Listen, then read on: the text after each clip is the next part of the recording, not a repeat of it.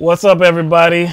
Welcome to LTMB Live. This is Let the Madness Begin. It is April now, April 2nd, 2019.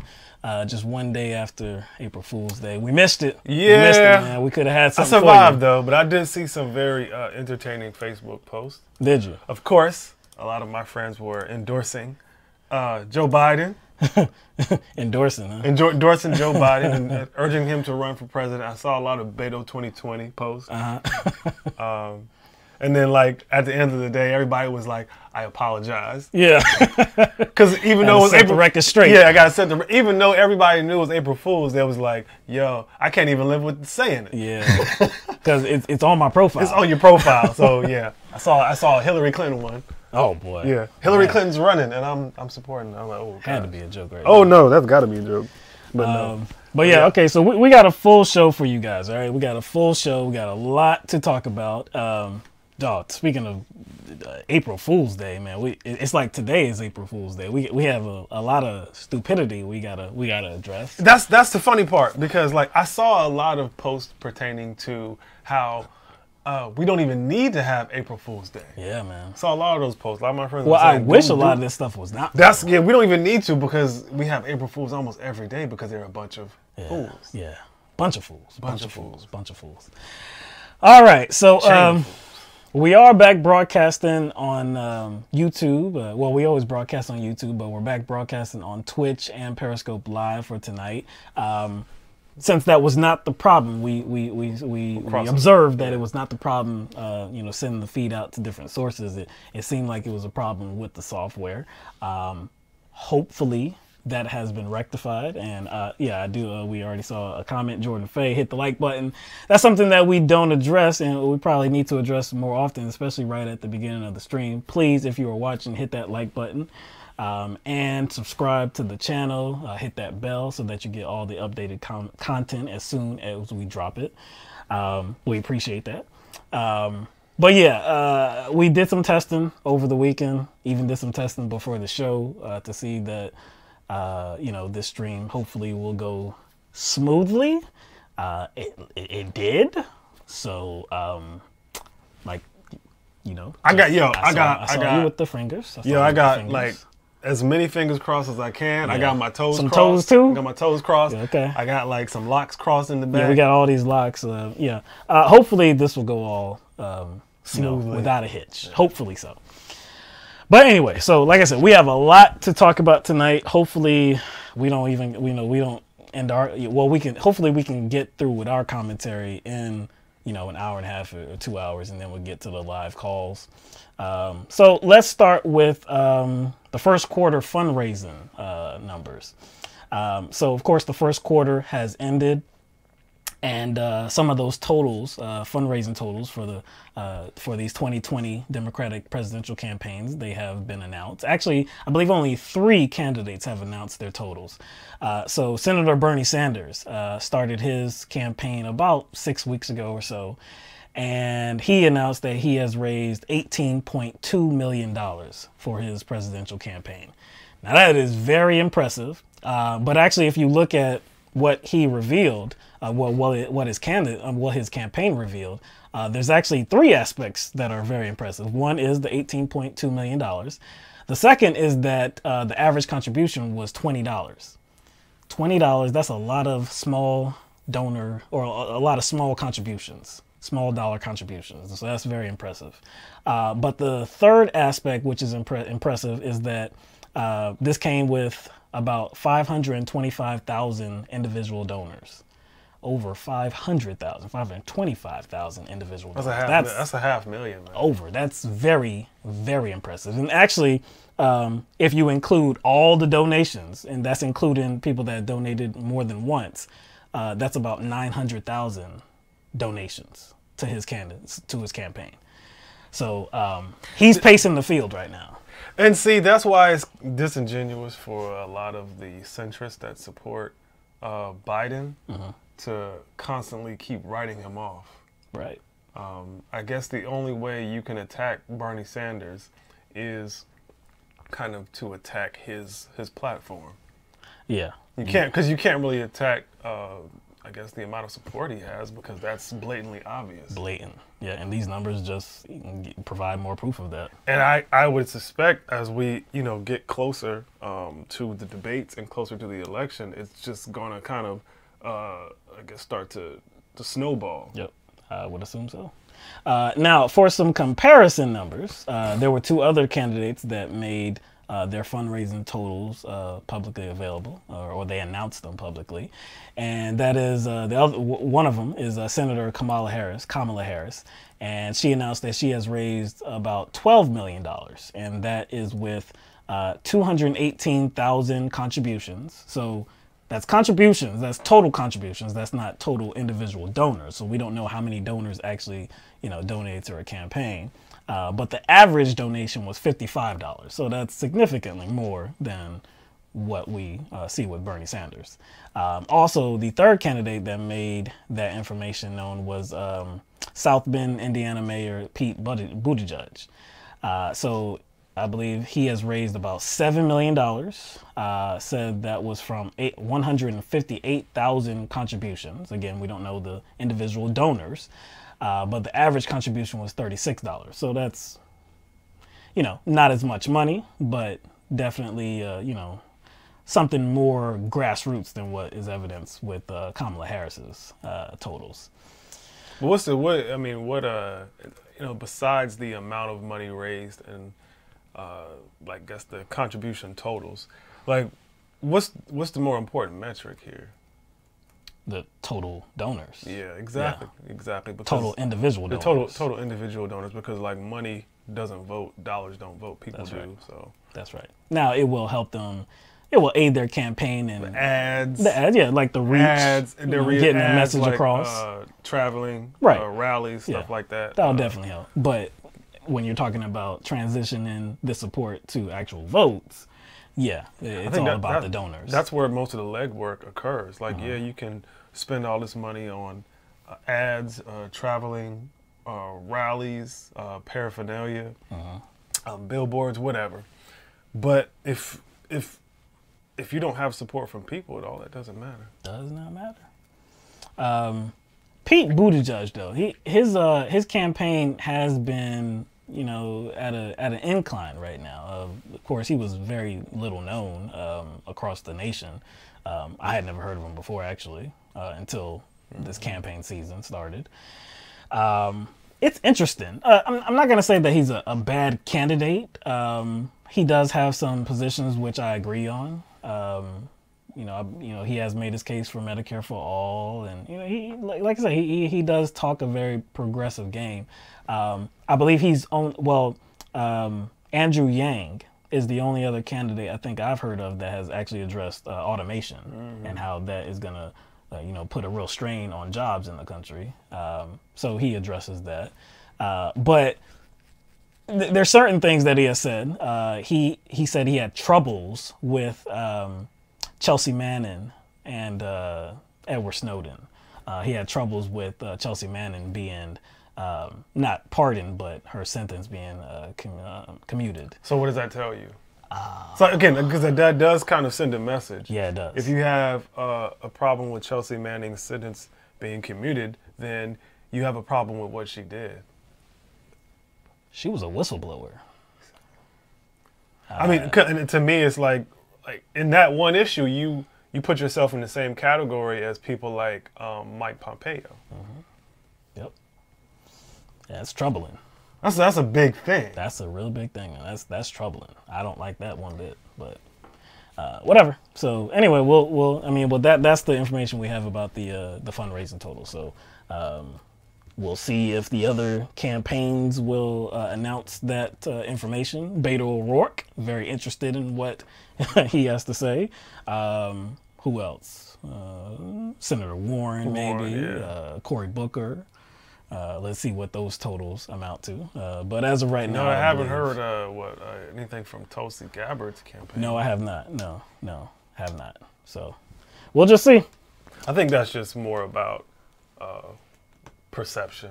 It is. I think that it's important to some candidates because they understand it's about perception. Like, look at all this money I raised. And donors. Yeah. How many donors I have too.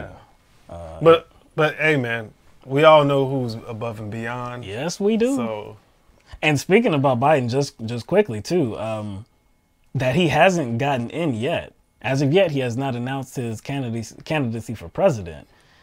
He's not raising any money for it. That's one. And then two, if you want to be part of that first debate, you're gonna have to hit one of these totals. You're gonna have to be polling. Well, he is polling, so I guess he doesn't. He already know. So I guess he doesn't have to have that 65,000 individual donors. So he's already hitting one of the marks, one of the qualifications to appear on the stage. So Isn't he that does something, have a little bit of time. Isn't that something though, that he doesn't have to get in? Yeah, he doesn't have to fundraise. He doesn't have to fundraise. He doesn't have to get in the race. Yeah. At the same time as everyone else. Yep. Because he already comes in with the privilege of like notoriety. Right. Because he was vice president of Barack Obama. That's it. All right, so let's stay with former Vice President Joe Biden, okay? Everybody knows the story. Everybody knows the story by now. Stories. Yeah. Stories. Have to qualify it. All right, so Lucy Flores, who ran as a Democrat for lieutenant governor in Nevada in 2014, she wrote an article for The Cut about an experience that she had with former Vice President Joe Biden. Flores wrote that Biden had come to Nevada to help out her campaign. And just before speaking at an event, Flores explained that Biden creeped her out. So he came up behind her, according to Flores. He came up behind her and put his hands on her shoulder. So this is part of what Lucy Flores wrote in that article. I felt him get closer to me from behind. He leaned further in and inhaled my hair. I was mortified. I thought to myself, I didn't wash my hair today, and the Vice President of the United States is smelling it. And also, what in the actual fuck? Why is the Vice President of the United States smelling my hair? He proceeded to plant a big, slow kiss on the back of my head. My brain couldn't process what was happening. I was embarrassed. I was shocked. I was confused. I couldn't move and I couldn't say anything. I wanted nothing more than to get Biden away from me. My name was called and I was never happier to get on stage in front of an audience. So after this article obviously was talked about in the media, Lucy Flores appeared on CNN with Jake Tapper. So we have a piece of that interview that we would like to play for you.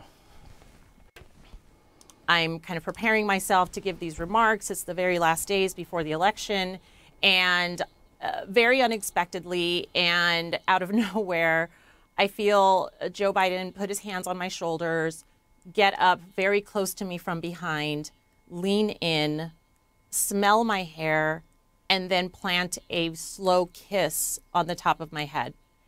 And that in and of itself might not sound like it's a very serious thing. That in and of itself might sound like it was innocent and well-intentioned.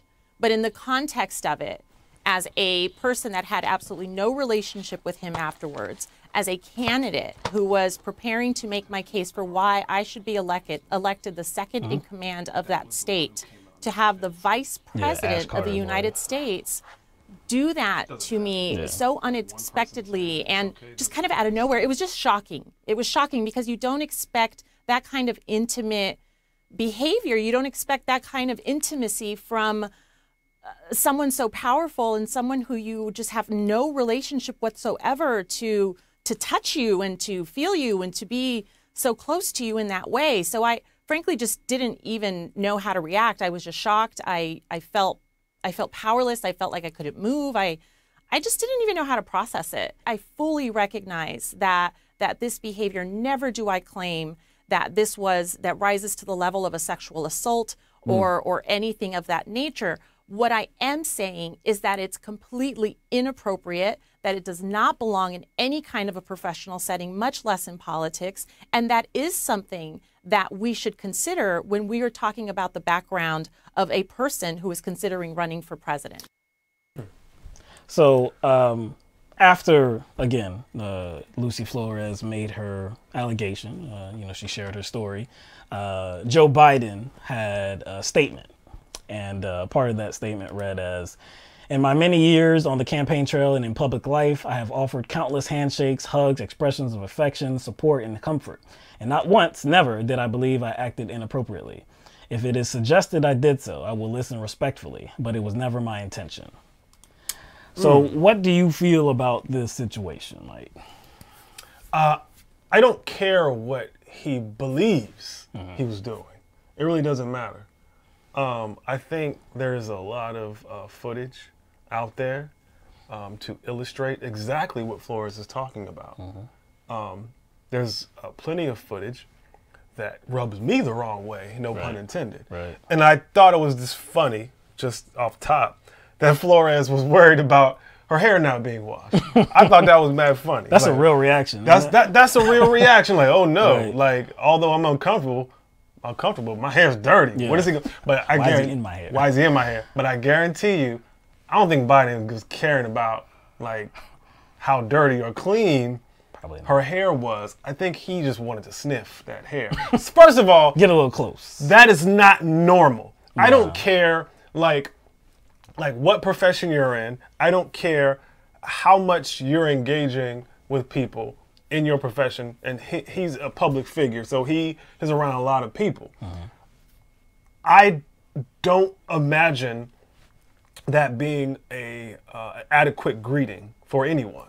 Sniffing hair. And it wasn't just her. There's countless photos and countless videos showing him do it to a lot of women. Right. That's not a normal greeting. And if it was a normal greeting, then how come it's primarily just women? Maybe somebody could share some video with us. Maybe he does do it to men and young boys. I've never seen that. But I've never seen it. So maybe that's just being suppressed to just paint a picture about Biden. I have a hard time believing that. But if that is some normal greeting, right? Is it just a greeting he uses with women and young girls? You see what I'm saying? It seems as so. It seems as so. So I mean, I just never. I don't know. I've been around a while.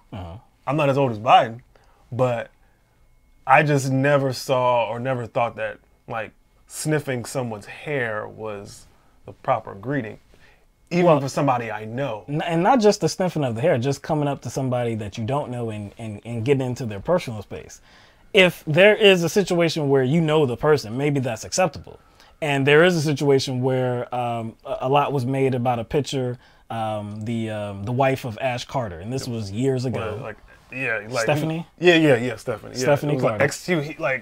He was the ex-defense secretary. Right. Yeah. And of course, there's this picture and there's video, of course. And Biden, came from behind her and he put his hands on her shoulders and got into her space, and whispered something into her ear. And it does look creepy, no doubt. Even if you don't just look at the still image, if you look at the video, it does look creepy. Now she says that, look, they do have a personal relationship, and he comforted her in a time where she was feeling nervous. Yeah. So she says it's misleading. Yeah. So that's cool. That's fine. Yeah. And that's that one situation. Right. And it would be fine, like, if it was about this one situation and there was no other instances where he did the same thing. The same thing to people he didn't have a personal relationship with. And that's the key. And that's what Lucy Flores is talking about. If she had met him before, I don't believe she had met him before, but she had not had a personal relationship with him, didn't have a personal relationship with him afterwards as well. So it is very weird for somebody, they're doing you a favor and trying to help aid your campaign, but it's still a stranger type relationship. So for them to come into your space when you're not even expecting it is like, oh my gosh, what the hell is happening here? Now, there have been a lot of people that have been wanting to kind of push back on this, condemn it. Maybe they have suspected that this is part of a conspiracy, actually. Conspiracy kind of set up by who, though? That would be Senator Bernie Sanders. Oh, because what's the connection between Bernie Sanders and Flores? Well, in 2016, when Bernie Sanders was running for president, Lucy Flores backed him, supported him. Speaking about after that, Lucy Flores is also a board member of Our Revolution. And Our Revolution definitely spun out of Senator Bernie Sanders' candidacy in 2016. He, of course, has something to do with it. He's not like an official member or anything like that because he is a senator. But of course, it's, you know, it does have people that supported Bernie Sanders' campaign. So people are speculating that this was a hit job. Oh, people are more than speculating. They are blatantly asserting and Yes. saying that this Bernie Sanders put her up to it. Yes. And it's clear to see as well. It's clear, Yeah. even though they haven't drawn an actual connection. Right. One of these people is Rick Wilson? Rick Wilson. Rick Wilson. Who is or was a GOP political operative, strategist. Strategist. He was a GOPer at one point. Now Right. he's playing the role of, I guess, woke ex-Republican. Right. He's really good when it comes to his political analysis in regard to Trump and some Republicans. But he jumps the shark when it comes to progressives like AOC and Bernie. Right. Like he's basically trying to steer Democrats to a centrist. Yes, clearly. He appeared on CNN last night with Don Lemon, and I couldn't find any good video of that. But in that appearance, he explained that he's been around the block, a bunch of times. You know, he's been living in this space for a very long time, decades. And this has all the markings, all the makings of a political hit job, something that was done. And I think he even said that even if you look at her interview, you can tell that that's somebody that's lying. Really? Just by watching that interview? Just by watching the interview. No, what he's doing is he's just saying, I don't believe her. Yes. I already don't believe her. Right. It's not based on anything. It's not based but on just anything. that I don't believe her. That's it. But see,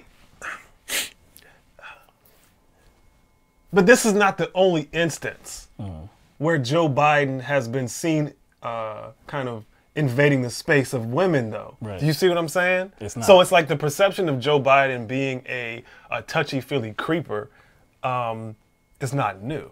No. You see what I'm saying? So I think like they're just trying to, number one, find excuses for Joe Biden, find excuses to justify their unconditional support for Biden, and using Bernie as a scapegoat to try to rid Biden of a perception that already existed. You see what I'm saying? Yeah. Way before this connection between Bernie Sanders, Flores, and our revolution. This perception existed before this one accusation, and they're just trying to find a scapegoat. So how could you blame Bernie if there has been a mountain of evidence of him invading the space of women? And also, part of the evidence that suggests that Bernie Sanders didn't put Lucy Flores up to it is an interview that Senator Bernie Sanders conducted on Sunday. And that was on Face the Nation. So we have a clip of that. I have no reason not to believe Lucy. And I think what this speaks to is the need to fundamentally change the culture of this country and to create environments where women feel comfortable and feel safe. And that's something we have got to do. Ms. Flores was on CNN this morning, Senator, and she said that really this needs to be taken more seriously as a party, suggesting that Democrats aren't taking it seriously enough. And she said she's coming forth. Well, she says she's coming forth now because she thinks it's disqualifying for Joe Biden. Do you think it's disqualifying? Well, I think that's a decision for the vice president to make. I'm not sure that one incident alone disqualifies anybody, but her point is absolutely right. This is an issue not just the Democrats or Republicans, the entire country has got to take seriously. It is not acceptable that when a woman goes to work or is in any kind of environment that she feels anything less than comfortable and safe. And this is an issue the entire country has got to work on. So he sends Flores out to accuse Biden, but then says this. You know what I'm saying? So it doesn't make sense for him to orchestrate a hit job And not go all the way. and then to minimize the significance of this accusation. Yeah. If Doesn't he make ordered sense. the hit, if Bernie Sanders ordered the hit, then he would pile on. He would say, yeah, you know what? This is a really significant issue. Joe Biden should think twice about running because, again, this is not good. This is a bad look for him. I didn't like the framing of the question that Margaret Brennan had asked Bernie Sanders, because she said that Lucy Flores said it was disqualifying for Joe Biden. And that's not exactly what she said. She did say disqualifying, but she said to her, personally to her, it was disqualifying. Not for the whole nation. She said everybody's going to have to do their own analysis. She also said what was disqualifying to her about Joe Biden was his recent comments about Anita Hill and how he didn't take ownership of any of his actions. There was no accountability whatsoever. How he just put it on other people when he was the chair of the Senate Judiciary Committee. We talked about that. We talked about that. He kind of like distanced himself from that whole situation. Right. I wish I could have done more. Really? But anyway, still, I don't like the framing of that question because she didn't make it about like something that was solidified as because of this incident, everybody should claim that Joe Biden is disqualified. He should no longer run for president. She just said that based on my politics and this event in particular and the comments that he made about Anita Hill, yeah, I'm not considering it. Oh, see, I'm glad you brought up the Anita Hill thing because this is not just about like him invading the personal space of women. It's him kind of establishing a reputation that illustrates his kind of a lack of empathy for women in general, and we can point to that how he handled that Anita Hill situation. You know what I'm saying? So it's not just about that, and I do think it's interesting how a lot of Biden supporters, and there's a damn lot of them, dog. There's a lot of them are kind of like trying to sweep this away. I really want to see a Venn diagram that shows the crossover between three groups. Group one. People that push the Bernie bro narrative, that narrative surrounded specifically men and not just how they behaved online, but how they treated women. White men. White men. Yeah. So young white men. White men. Group two, people that thought that Brett Kavanaugh should have to answer for his past and possibly not, I guess, didn't deserve the Supreme Court justice position. Right. And then group three, people who are giving Biden excuses in support of Biden. I want to see the Venn diagram of those three groups. How that all lines up. How that all lines up. And despite Biden's past, too. How that all lines up. Honestly, it probably wouldn't even look like a Venn diagram. It would just look like one big-ass circle. I think so. But on that, what you brought up about people that are excusing Joe Biden, we have a clip from The View, ABC's The View, and this is doing the most. I think this is doing the most to say that, hey, there's no story here whatsoever.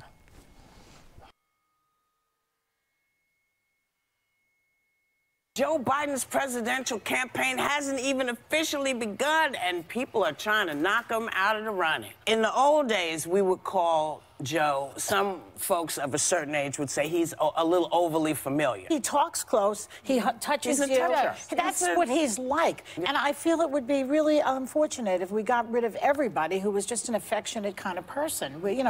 Those are nice people, too. I do wonder if she could have sent him a letter. Well, that's right. Like, send him a personal note to say, hey, this happened a few years ago. Now I feel confident and telling you about it. This one wasn't comfortable, and that's her place.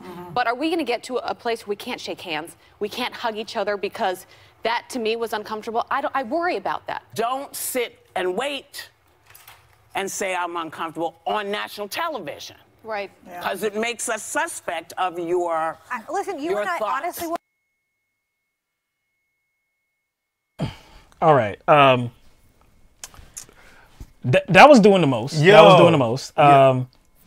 You heard a lot of excuses there. There was a lot of bad commentary, I think. The worst, I believe, came from Abby Huntsman. And she claimed that, what Lucy Flores could have done was just send him a letter privately.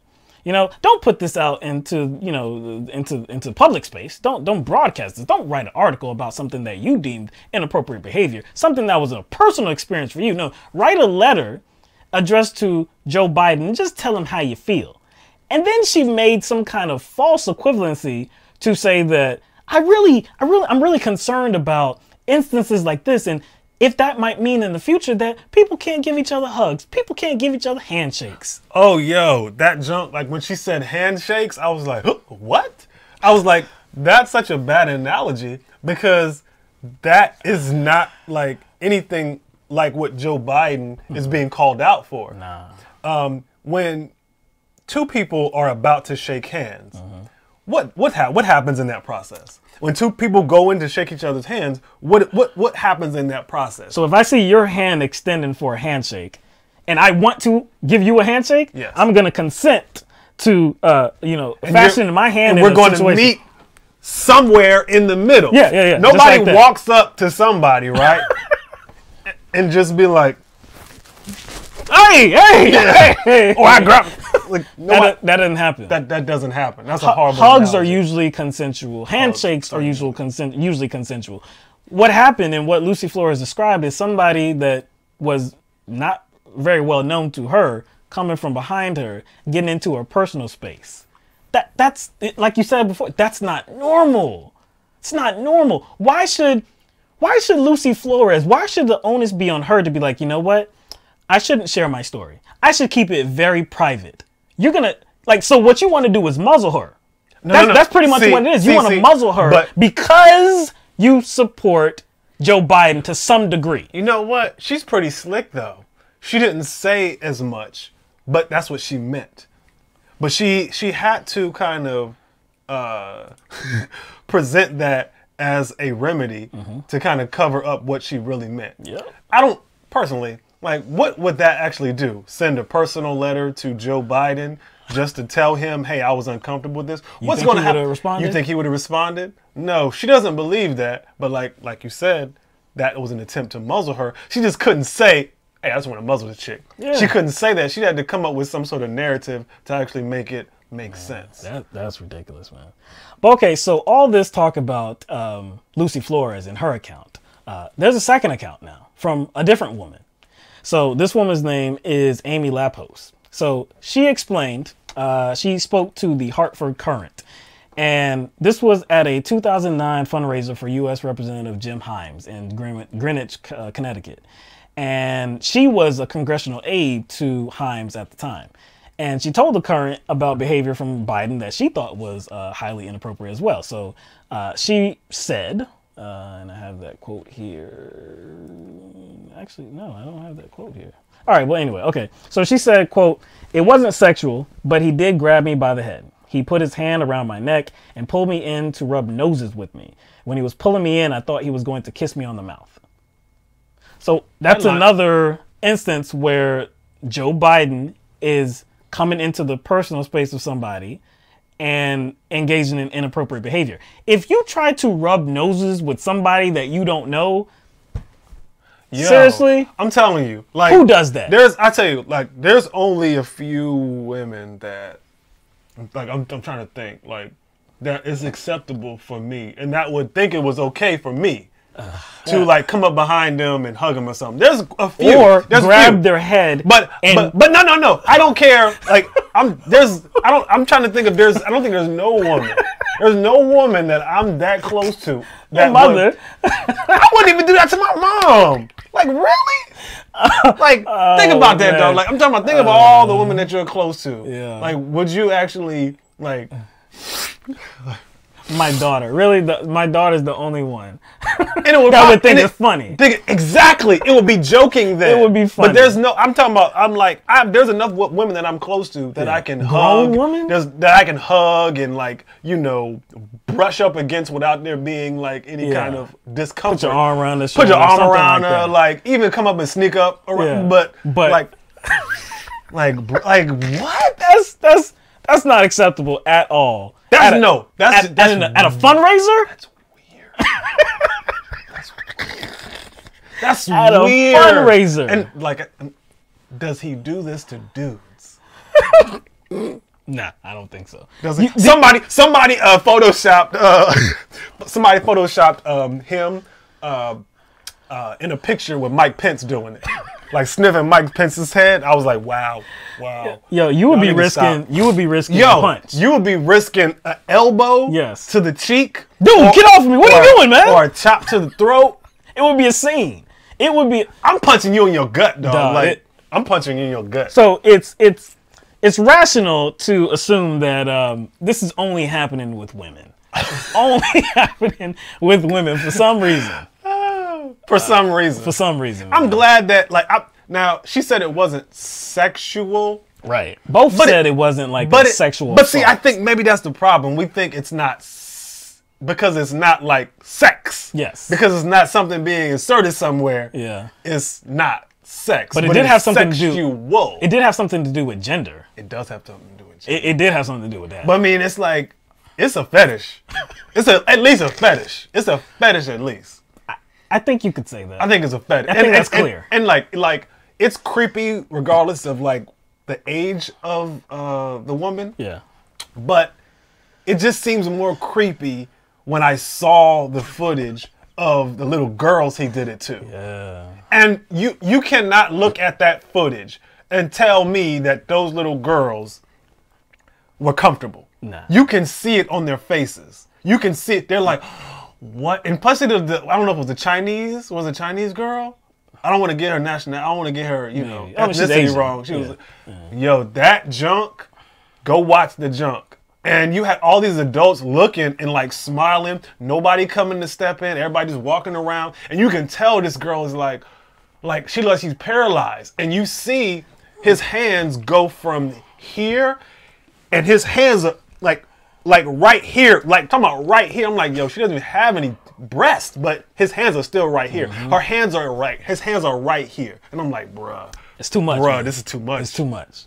Look, if he does get involved in this election season, if he does actually run for president, which a lot of people assume that he will, I don't know. I mean, it may affect him, it may not. Like this doesn't rise to the level of some of the accounts that we have heard where body parts are being grabbed, breasts, like he over there just smacking asses and stuff. George H.W. Bush, the multiple times he grabbed people in the butt and stuff. I mean, like, look, it doesn't rise to that type of level, but it's still inappropriate behavior. You don't just invade somebody's space where you don't even know them. You don't have a prior relationship with them to even understand if that's permissible or acceptable or not. You just don't do stuff like that. But hey, according to Whoopi, it shouldn't really be getting that much attention because he ain't even running for president yet. Or Right. not officially. It shouldn't be getting that much attention because he did mention that. Yeah. And I'm just like, he's getting attention because he's been included in the polls. Mm-hmm. And like she said, too, back in the day, you would just call him overly familiar. Back in the day. This is okay. Or as Washington Post put it, affectionate. Okay. Affectionate. Okay. But I'm like, Muzzle time. yeah. So you can't get mad that he's been getting attention or has gotten attention because of it and getting attention now, but you ain't said nothing that he's been getting so much attention and hasn't declared yet. Right. Look at it. I don't know. All right, so let's move on, all right? Too much time on Joe. All right, so this weekend, LTMB, us together, we had the pleasure of interviewing Marianne Williamson, Democratic presidential candidate in 2020. So she was here in South Carolina. She was in Columbia, South Carolina, and we met up with her and had an interview that lasted about 40 minutes long. It was actually supposed to be a lot shorter, half the time of that. But she's a talker. Yeah, she's a talker, and she has a lot to say. And I think if she didn't have a schedule, she probably would have stayed there like all day talking to us. Because we were just chopping it up. Yeah. Her campaign manager had to come. It was like you almost done? Exactly. I was like, yeah, we almost done. Right. So we're not going to show that entire interview on this show. We're going to drop that tomorrow. But we do have a clip of that that we would like to show you. So this is it.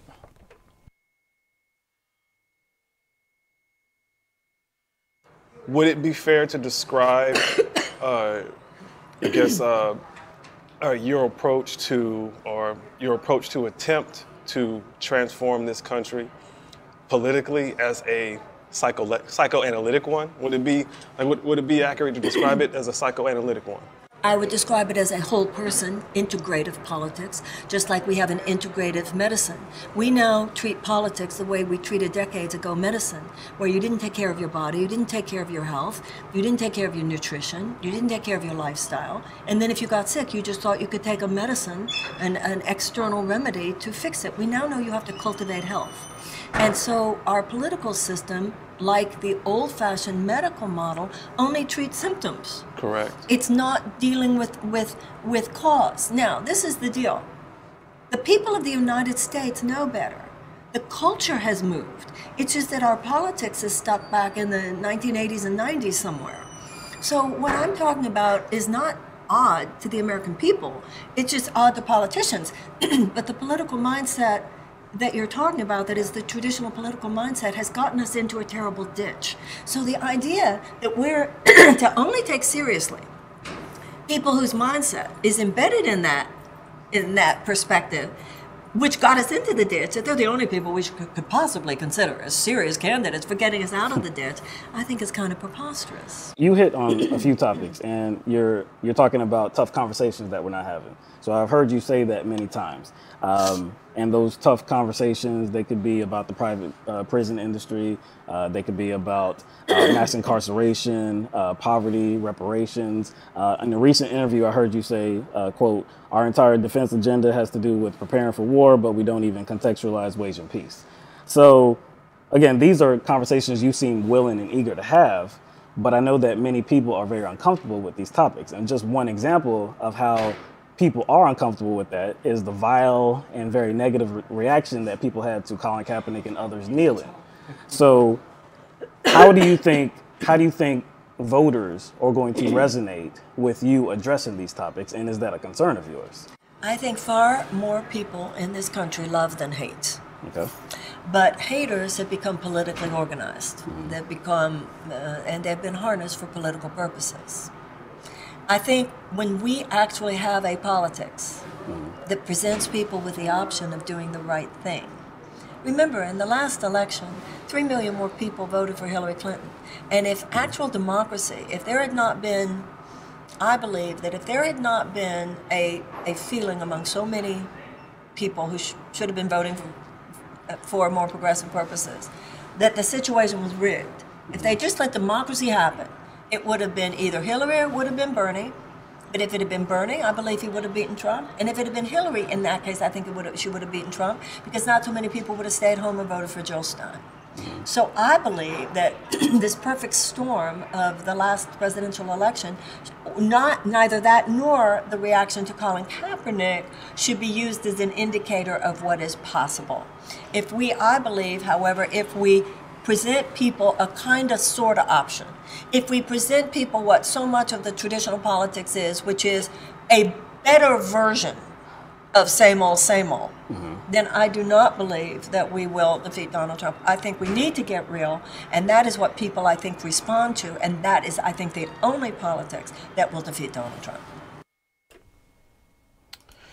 All right. Again, that was just a small portion of the interview that we had with Marianne Williamson, but I definitely did appreciate her taking the time out to talk with us about many things. We had many questions, and she had many responses.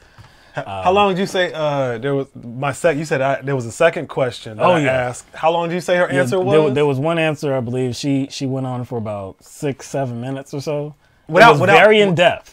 In depth with like not a lot of gaps. It was just like she connected everything, and I was like, goodness gracious, woman. Yeah. But I think it was a good experience just to be there personally with her and get to hear her rationale for why she's running for president and her plan about why she's doing it too. Mm-hmm. I do like, I definitely like her approach.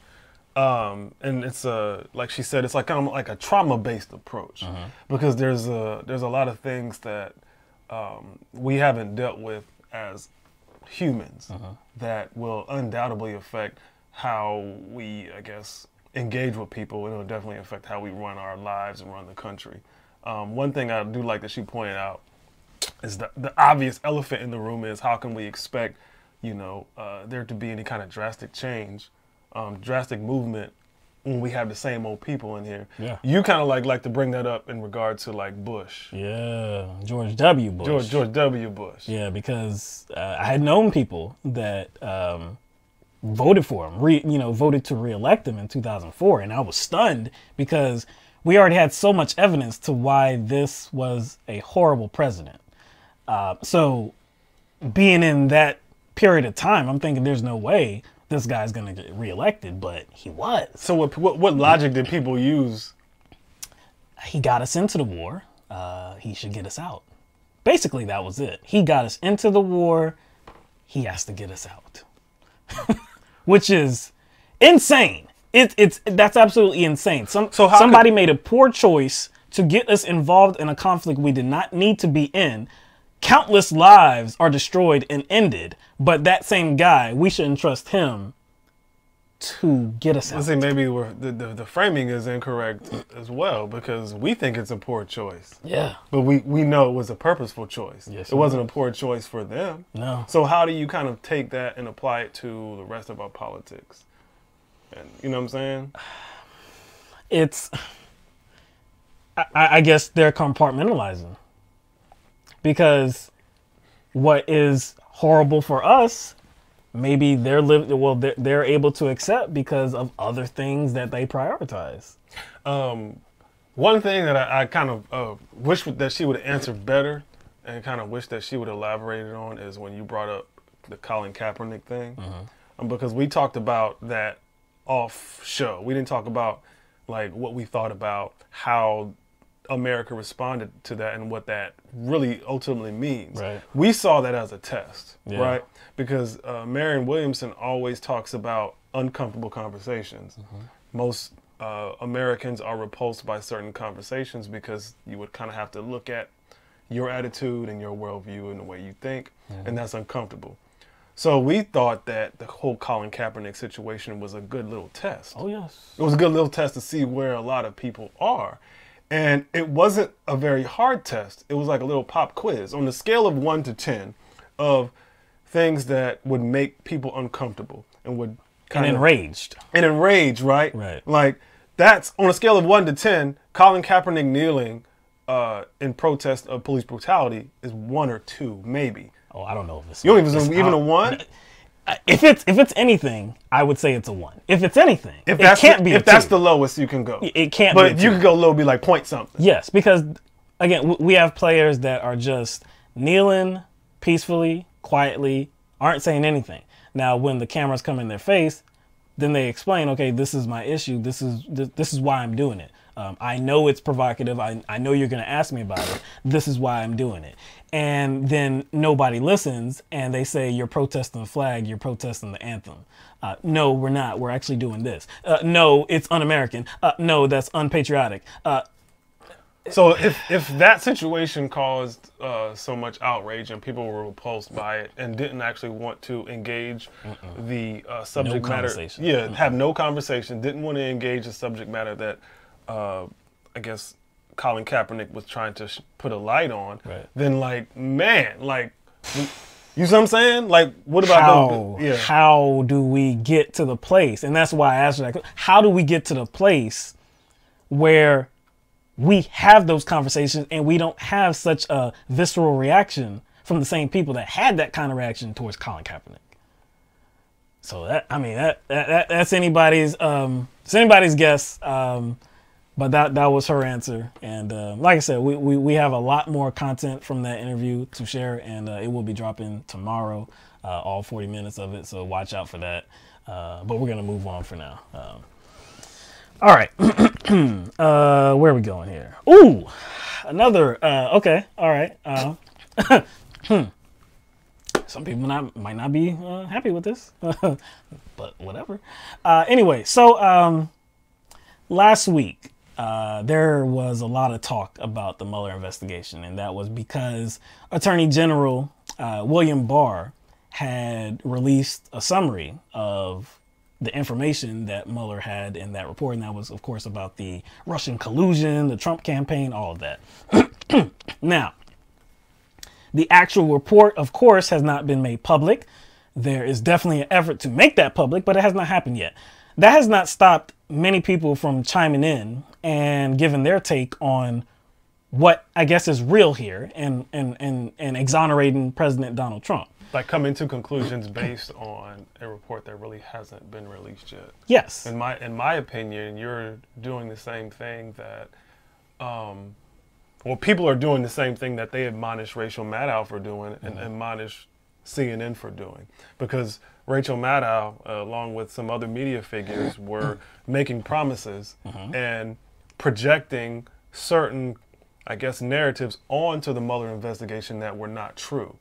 Yeah. And so they actually weren't even paying attention to the Mueller investigation. So they had something else going on in their head, and they were crafting some other narrative, and they were dispensing that out to millions of people without really having a good idea about what was actually going on in the Mueller investigation.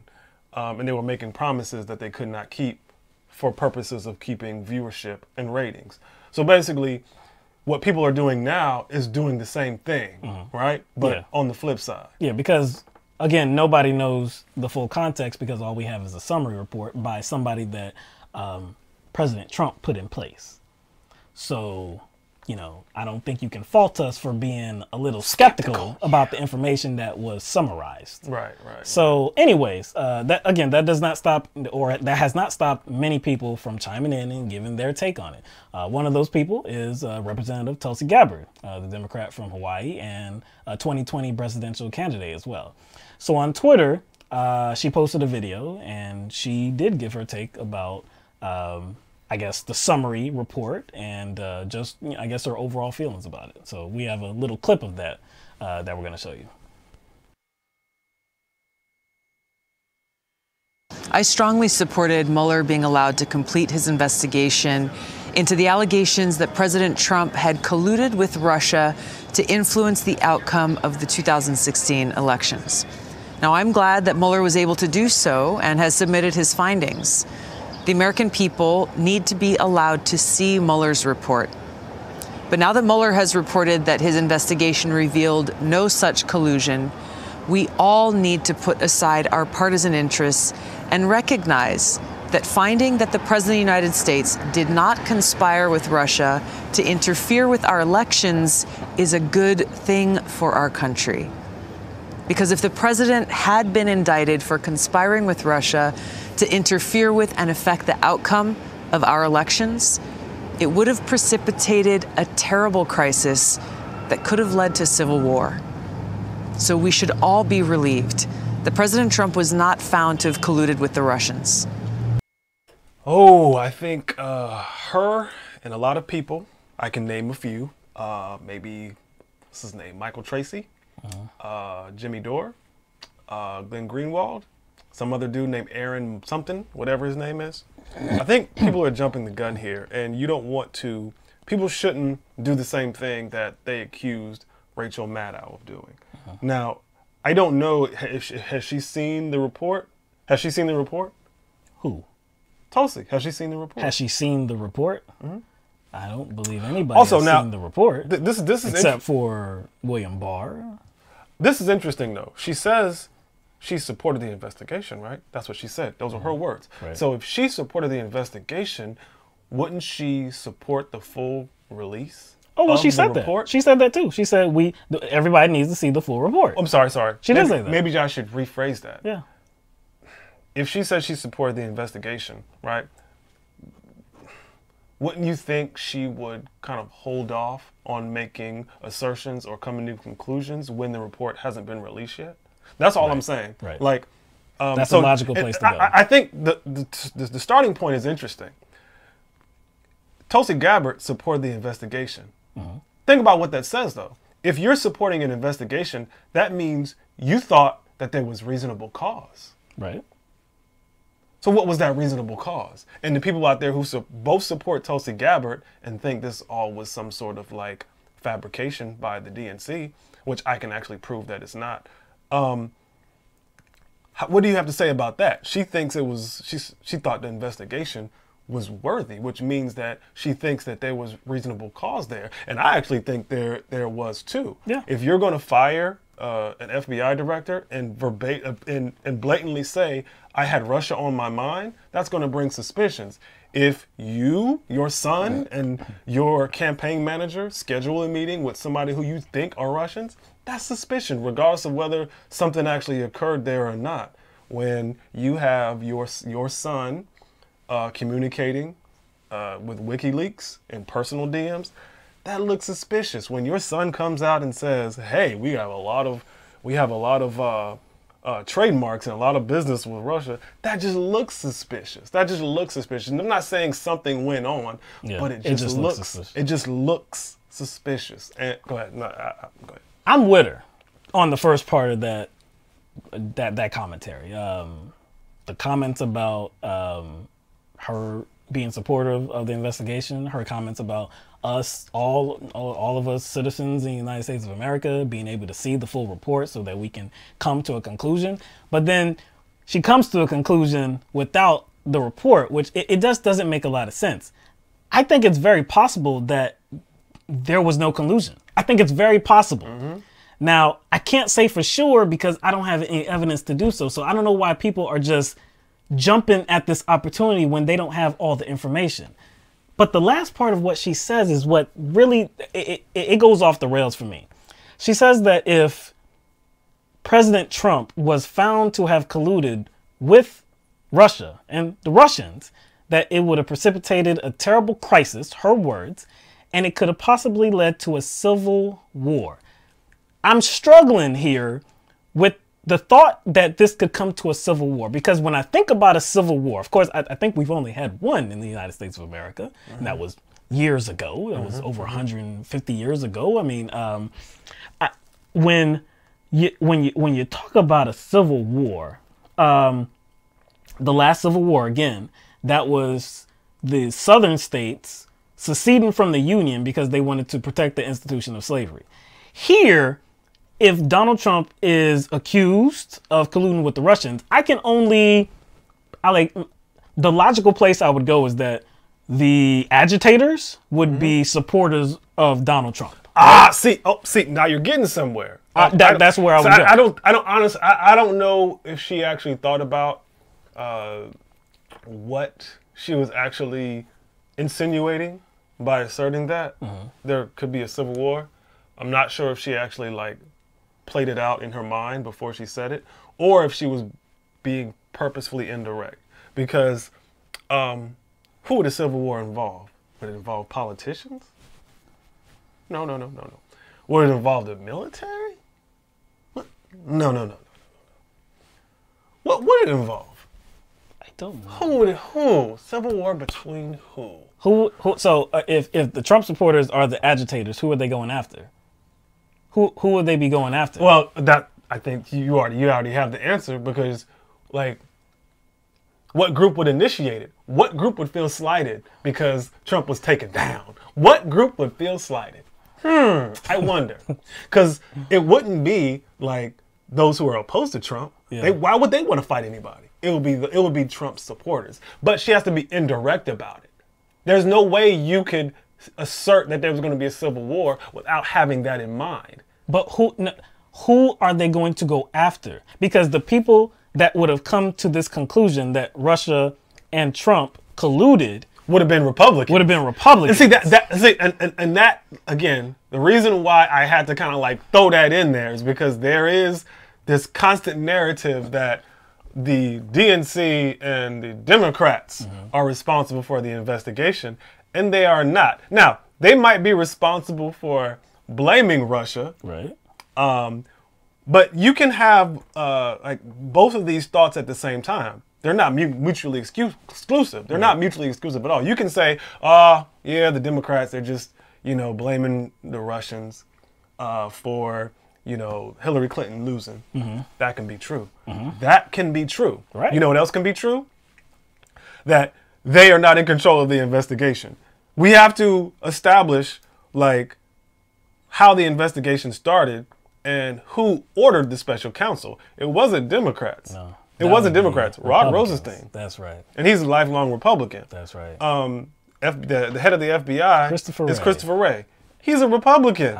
Who was the head of CIA at the time?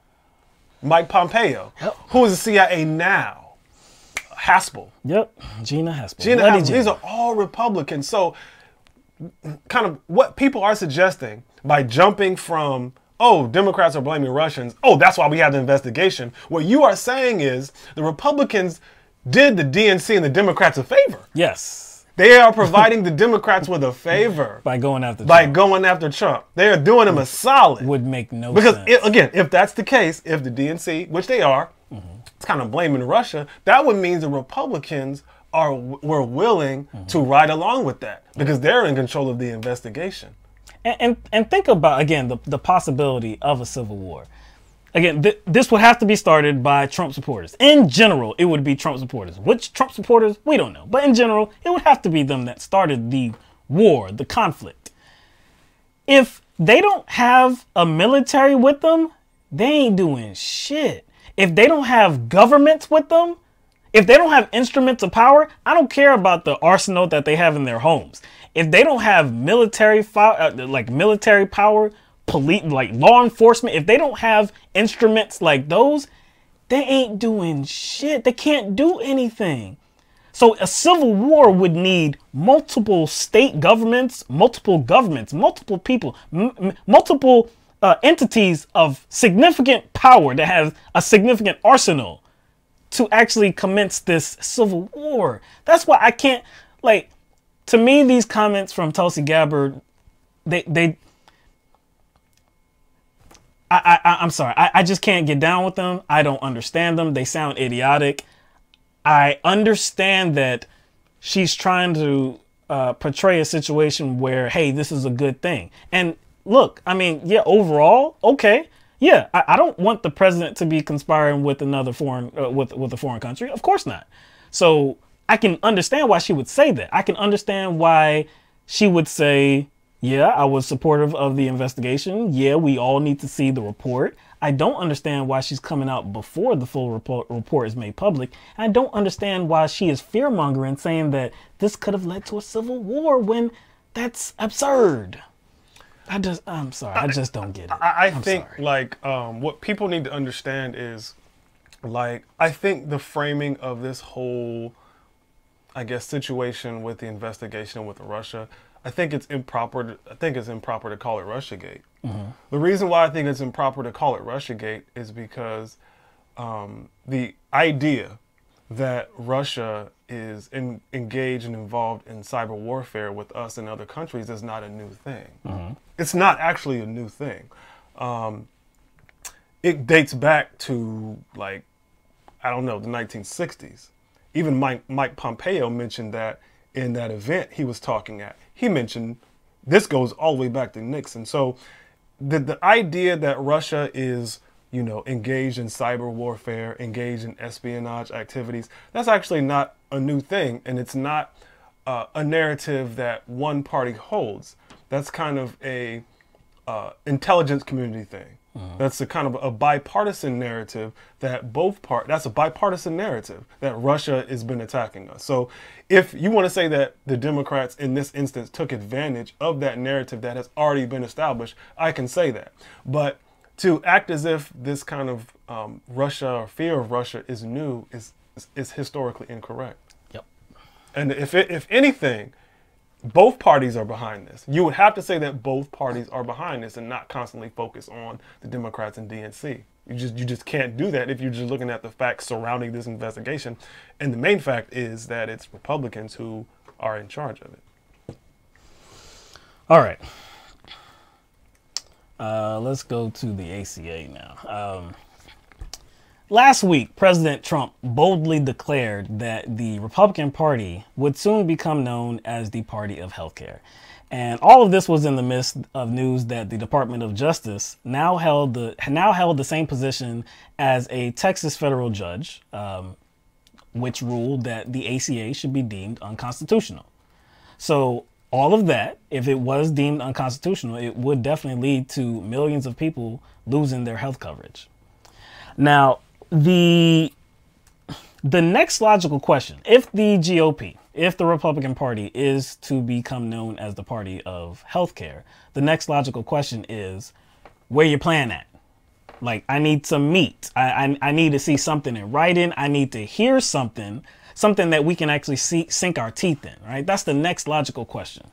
So thankfully, we have a few Republican senators that can answer this question for us, because, man, I've been looking for this answer for many, many years, because it has been many years of this GOP assault on the ACA. They have wanted to repeal it and replace. Yeah, well, repeal it. I don't know about the replace. Well, that's what. Sorry, that's what Trump said. That's what they all say. That's what Trump they all say. Yeah, kind of. Trump has been the main one, kind of pushing that narrative. Yes, so. but we, heavy on the repeal, a little light on the replace. Okay. So anyway, we have a few senators that are speaking up about plans, I guess. So the first clip that we're going to show is with Margaret Brennan in Face the Nation, and she was interviewing Senator Rick Scott from Florida, the Republican from Florida, the new Republican, well, the new senator from Florida.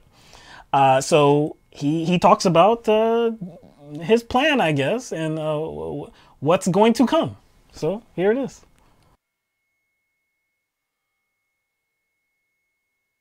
President Trump said, you are one of the senators in charge of coming up with a Republican alternative to Obamacare.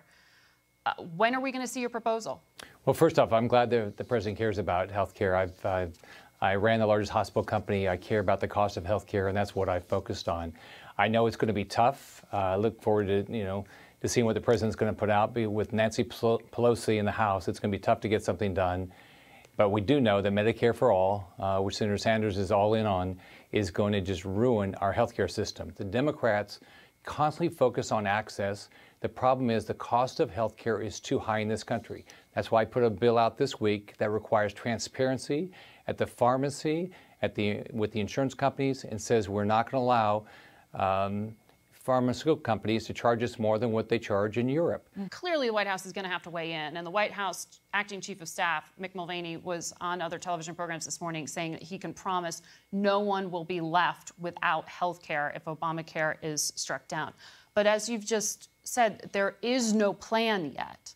So how can you promise that, like a state like yours, where it has the most people reliant on Obamacare of any state, how can you promise them they won't be left hanging? Well, first off, Margaret, my focus is on and how do you drive down the cost of health care. That's what's causing people healthcare issues. I've been talking to a lot of people in my state about insulin costs. Why in the world would they go up the way they have? Now, the other thing, but that's a cost of a plan. What if they won't have a plan at all if Obamacare is struck down? Can you promise them that won't be the case? Well, first off, I think it's very important that we make sure that people have a pre-existing condition can get a health care plan, get a health care plan that they can afford. And I want to work on that with other senators to make sure that happens. We talked about it at the Budget Committee last week, and everybody was supportive of that. I want to make sure individuals can stay on their parents' plans. But this idea of the government taking over health care and running all of health care has never worked. It's not going to work. We're going to ruin the entire system. Yo, that is complete bullshit. Okay, I'm gonna run through a few of these points that he made. It's gonna be tough to get something done because Nancy Pelosi and the Democrats are there. That does not stop you from developing a plan. You say you're going to be the party of healthcare. It does not stop you from developing something that is better. No. And then saying that, here we go, here it is. I think you're wrong, Will. I think you're wrong. It gives them writer's cramp? It gives them yeah. So the arthritis, all of that. They got carpal tunnel or arthritis or something. Yeah. Like that's the Democrats having a plan of their own is preventing the Republicans from coming up with one of their own. Like it prevents that. Like you didn't know that? No, I did not know that. He talks about single payer. It will ruin the healthcare system. That's what it's supposed to do. It's supposed to ruin it for the private healthcare industry. He said it hasn't worked. The government-run healthcare hasn't worked. Has never worked. Well, I was like, wait a second. It has worked. We have plenty of examples. Canada. It hasn't worked here. But we haven't tried it here. We haven't tried it here, so why do you use that line? But anyway, like, is the government actually, like, is the government actually running healthcare? Because guess what? Do insurance companies provide healthcare? No, they don't. Nope. Insurance companies do not provide healthcare. When you get rid of insurance companies, that doesn't mean healthcare providers disappear. Right. Because insurance companies have nothing to do with that. They serve as an intermediary. He talks about how the Democrats, they focused on access, and what he's going to do and what the Republican agenda is to focus on cost. We need to drive costs down. I like him being slick. Really, they're talking about the same damn thing. Access is about cost. When you're talking about access to healthcare, when you're talking about the ability to use healthcare, you're talking about the cost to use it. You're not talking about, hey, well, there's a facility here, there's a facility over here. Well, there's no facility over here for all of these people. That's not usually what people are talking about when they're talking about access. They're talking about, do I have enough money to use the healthcare coverage that I have? Do I have enough money to even have healthcare coverage? So he's being slick when the conversation is one and the same. Yeah, okay. Here's the thing. Like, I have trust issues with Mr. Scott. Yeah, a little bit. Just a little bit. And what did he lead off with, right? Like, what did he lead off with as some sort of, I don't know, point? Yeah. He came from the that makes industry. him qualified to talk about this. He mentioned that he ran a what? Hospital business? Yes. Yeah. Oh, yes. He was CEO of the largest pro-profit or for-profit hospital chains in the United States. I think there were about 350 of them. Now, that company is in the record books. But that company is not in the record books for delivering the best service to its patients and its customers. It's in the record books because they had to settle the largest healthcare fraud in history. A federal investigation revealed that the company was pretty much committing Medicaid fraud, and they had to pay like $1.7 billion in fines. And that company, I think, racked up 14 different fraud charges. What they were doing was, the company, talking about the entire company, all the hospitals in that chain, they were keeping double books. One book was like the inflated cost of running like for supplies, and they would bill that to the government. That was their Medicare book, and they would bill that these inflated costs, and they get reimbursed by the government. They had the second book was the actual cost, like the real cost, the legitimate cost, and they just kept that under wraps. So he came from that particular company, that particular chain. Yes, he came from that chain. After all that went down, he had to step down. Oh. He had to step down. But he stepped down with a platinum parachute, though. Oh, a platinum parachute. Not a gold parachute. Not a gold parachute. He stepped down with a platinum parachute. They gave him a $5.1 million severance. Ooh, nice. $300 million in stock options. Ooh. And $950,000 per year consulting contract. Oh. So he came off like a bandit. And this is the same guy that President Trump is tasking with being one of the senators that's going to come up with this brand new, sparkling idea. This idea that's going to this idea that's going to propel the Republican Party to the party of healthcare. Rick Scott is going to be that dude. An integral figure. He's going to be that dude. And he didn't even answer the question. Margaret Brennan asked him, look, Florida has the most people that are reliant on the ACA in the entire country of any state. How are you going to ensure that those people are not negatively impacted by you choosing, by the Republican Party and the DOJ, their position being that the ACA should be deemed unconstitutional? If that happens, people are going to lose their health care. What are you going to do to address those people? Well, we're gonna piecemeal this thing, and we got to look at prescription drug costs. And you're not answering the question, buddy. You're not answering the question. We got to get these drug costs down, which to me is bullshit, because the new NAFTA agreement prohibits price controls on pharmaceutical drugs. So you know he's bullshit. This guy is full of shit. But that was only the first Republican senator that we're going to talk about. The next Republican senator is Senator John Barrasso, Republican from Wyoming. And he had an interview with Chuck Todd on Meet the Press. So here's that clip.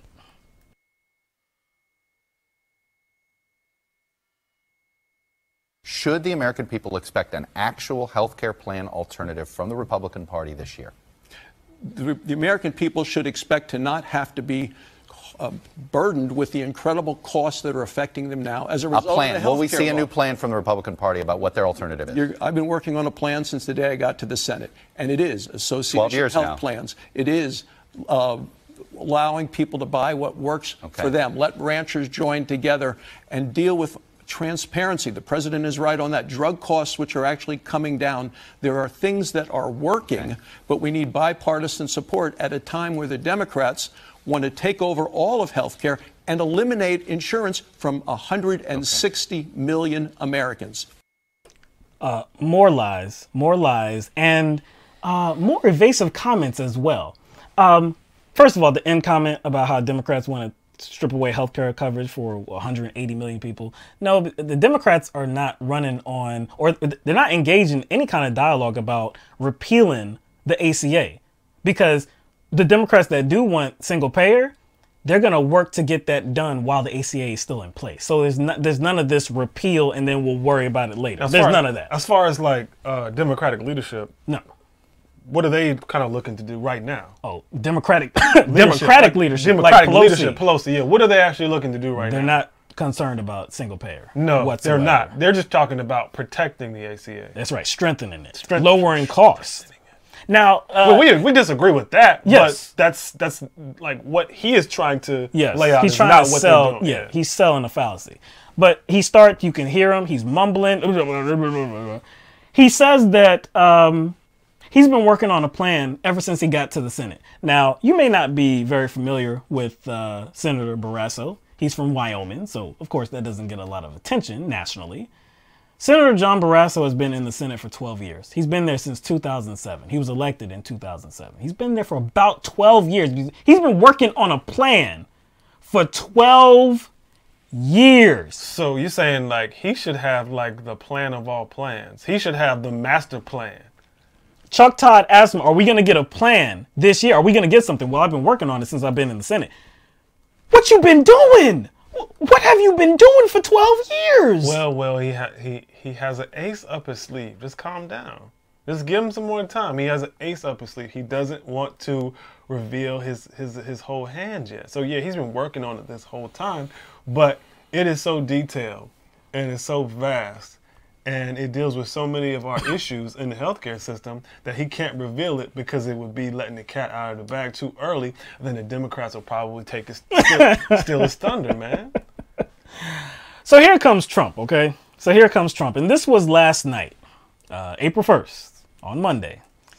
Trump tweets out a few things. There was 3 separate tweets that he tweeted out about healthcare and about, I guess, what the GOP plan is. Their plan of action, not the actual plan, what their actual healthcare plan is going to be, but I guess when this is going to be revealed. So he says in these tweets, everybody agrees that Obamacare doesn't work. Premiums and deductibles are far too high. Really bad healthcare. Even the Dems want to replace it, but with Medicare for All, which would cause 180 million Americans to lose their beloved private health insurance. The Republicans are developing a really great healthcare plan with far lower premiums, costs, and deductibles than Obamacare. In other words, it will be far less expensive and much more usable than Obamacare. Vote will be taken right after the election when Republicans hold the Senate and win back the House. It will be truly great healthcare that will work for America. Also, Republicans will always support pre-existing conditions. The Republican Party will be known as the party of great health care. Meantime, the USA is doing better than ever and is respected again. Wait a second. Can you give me a chance to check my calendar? Can I check my calendar right quick? Okay, clock, man. I gotta check my calendar right quick. I'm looking at what 2019. It's 2019 now. April. Yes. Okay. Just hit April. All right. So 2000. So election day. Election day is going to be after the election. Most likely, it's not going to happen until after inauguration because election day in November is really close to when they go on break. So they won't hash anything out right there. It's going to be when the new Congress is set. It's set because he's talking about when we win the House and the Senate. So it would be when the new in January. January. Yeah. So that's about. I know it doesn't really take all that much, but I just gotta be dramatic. Right. That's almost 2 years, dog. That's a year and 10 months. That's almost 2 years. So he's promising you. He's promising us. Hold on to that promise now. He's promising us within 2 years he's gonna have the most magnificent plan ever. We don't have any nuggets of information. We don't have anything. We just have a promise. We promise when we win this election, you have the best health care ever. Ever. Wow. Yo. Remember, you know what? See, you can throw it back in my face, man. And I'm letting you do it. Because what did I say? What did I say about the Republicans and healthcare? You said. What did I say, man? You said, and I remember this. Oh, my God. You said that Trump had to have a Trump card. He had to have something that was going to pull support in because it looks, he's not really getting anything dramatic done. There's no real wins that people can like grab a hold of. Like the Tax Cuts and Jobs Act, it's already feeling bad for a lot of these people that supported the idea just based on Trump's word. So that's not going to do it. And even like next year, it's going to be even worse. So what are people going to like grab a hold of to? So I thought that he had like this like last trick up his sleeve. Had to be a last trick. It had to be. He has to, well, I wouldn't say go out with a bang, but he has to, his first term had to go out with a bang. So to keep him in, so I was like, he got to have something legitimate to go here. And that thing might be healthcare. That's what I thought it was. Well, he just destroyed that. Because he said that, like you said, you did the math, you checked the calendar. About 2 years from now. About 2 years after the election. After the election. So we promise you, we got something great. It's going to work better than Obamacare ever did. He's not even giving people something that would cause people to be happy about his reelection. No. He's not even giving people like anything. No. He's just giving people a promise. A promise. An empty promise. No. Throughout his campaign, what did he say he was going to do after the first month? The first month. I think it was something like repeal and replace Obamacare. The first month. And then like 8 months later, when he figured out that healthcare is harder than he thought. Healthcare is harder than he thought. Well, he said that they were going to come up with it. They're still working on a plan. I believe in 2017, he said they were right on the cusp of a plan. They were on the cusp of a plan. The GOP, the Republican Party, they were on the cusp of a plan. It was going to be presented soon. Well, per your calendar, we are in the year 2019, so that's about 2 years after he said that.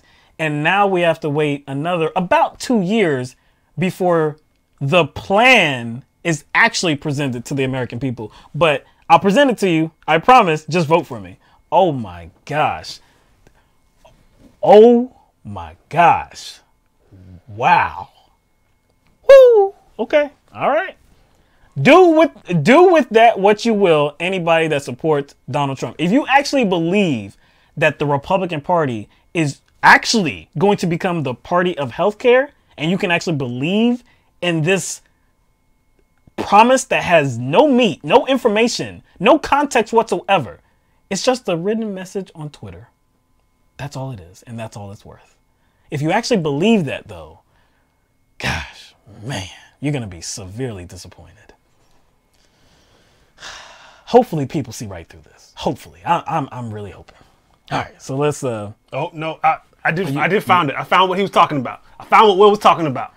Yes, it was a little over a year ago. So you're right. It was 2017, but it was a little over a year ago. Okay. He says it's very much formulated down to the final strokes. The final strokes. Final strokes. The plan, the Republican plan. We haven't put it in quite yet, but we're going to be doing it soon. That was in 2017, January. So it was a little over a year. Yeah, you were right. No. 17? 17. That's 2 years ago. 2 years. Oh, damn. That's 2 years ago. We in 2019. We in 2019. Yeah, that was over 2 years ago. Putting the final strokes on it. Make sure. Could be. Yep. Yeah. 2017. 2017. Oh shit. Oh damn. Final strokes. He been working on them final strokes. Maybe he was talking about something else. No, dog. Oh my gosh. I'm telling you, how could people believe in this? I mean, damn, I know people will believe in all kinds of bullshit, but my damn. He just went ahead and told you we're not going to have shit for you until after the election in 2020. But we are going to work on destroying the ACA and removing millions of people from the healthcare coverage. Hey. Who needs healthcare when you got Kool-Aid to drink? It's so simple. It's simple. All right. So we got a few more stories, okay? Damn, I don't even know if we can get through all this. All right, so AOC. All right. Representative Alexandria Ocasio-Cortez, who is the freshman Democrat from New York's 14th District. Recently, she was at LaGuardia Airport in New York City, and she took note of the cost of croissants. $7. $7 for a croissant.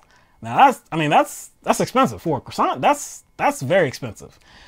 So it prompted her to address this issue on Twitter. And it really wasn't about the cost of the croissant. It was really about the need for a living wage in this country. So this is the tweet from AOC. Croissants at LaGuardia are going for $7 a piece. Yet some people think a whole hour of personal, dedicated human labor for $15 is too expensive. So, I mean, it's clear. If you read that, for me, look, we're regular people. I can read that message that she had on Twitter and understand that she wasn't railing against the cost of a croissant so much. She was really like, yo, this thing is this high, but we really don't value people enough to pay them a living wage. Like, something needs to be done here. So, again, it seems to be that's very understandable, but a lot of conservative voices, Republicans, they started to chime in and they attacked her and they started to mock her as well. So we have some comments from some of these individuals. First up is Senator Ted Cruz, Republican from Texas. So on Twitter, he responded by saying, "Oh, the humanity. Here's the answer. Government mandated free croissants for all and will just force the bakers to give all their time for free. Hashtag socialist logic. Hashtag April Fools." oh, he made it funny. Ted Cruz, man. Give it up. Give it up for Ted Cruz, man. You know what's so funny? The way you did that laugh? That's probably how he did it too. That's probably what he did. Got her. First of all, yeah, I know you're trying to have fun at her expense, but she didn't say anything about the bakers working for free. She didn't say about croissants being free. Again, she advocated for a living wage. It was just kind of pointing out how much that those products are. Yes. And it's important to know that airports have workers too. And a lot of those workers don't make a lot of money. Some of them make $9 an hour and $10 an hour. It literally would take them an hour after taxes to pay for a damn bagel. Well, okay. Well, since you mentioned that, okay, so somebody did some legwork, okay? And so this guy's name is Michael Smits. And I believe he works with the Washington Free Beacon. I think he writes for them. And on Twitter, he chimed into the conversation as well. And he said, "New croissants are available in LaGuardia for $3.29, half of AOC's reported $7. They're also already paying the $15 to $19 minimum wage. You're welcome, Internet." And then he links to a story from the Free Beacon. Now, it has already been confirmed from other people, not AOC, and then this is in the past as well, that croissants at LaGuardia can be found for $7. He says that you can get it for $3.29. Now, I don't know if he's ever been to an airport before. I don't know. Maybe he just likes trains or cars, buses. I'm not sure. But I know that in LaGuardia, which is it's an enormous airport, there are multiple places where you can purchase food. There are multiple establishments. Right. So what's the possibility that you can get a croissant from different places? What's the possibility that maybe there's a croissant that's available for $3.29 at this location, but at this other location, it's $7. What's the chances? Man, I'm thinking the chances are pretty high. I'm thinking the chances are pretty high. And then he goes into, again, the LaGuardia is paying their employees $15 to $19 an hour. Now, I don't know if that's true, but let's say it is true. Did Alexandria Ocasio-Cortez say that this particular establishment, LaGuardia, the whole entire airport, they're doing a bad job at paying their employees? She didn't say that at all. She talked about a living wage, and she made that, when she talks about living wage, she's talking about a national conversation.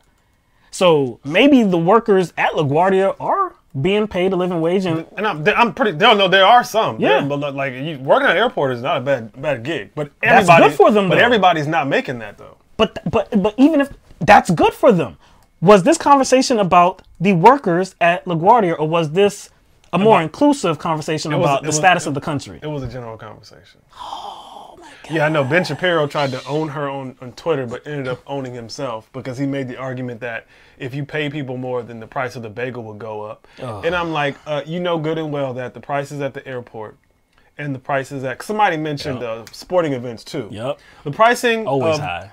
Yeah, the pricing is always high and has nothing to do with how they pay people. They didn't set the price at like a Dodgers, what stadium the Dodgers play? I don't even know.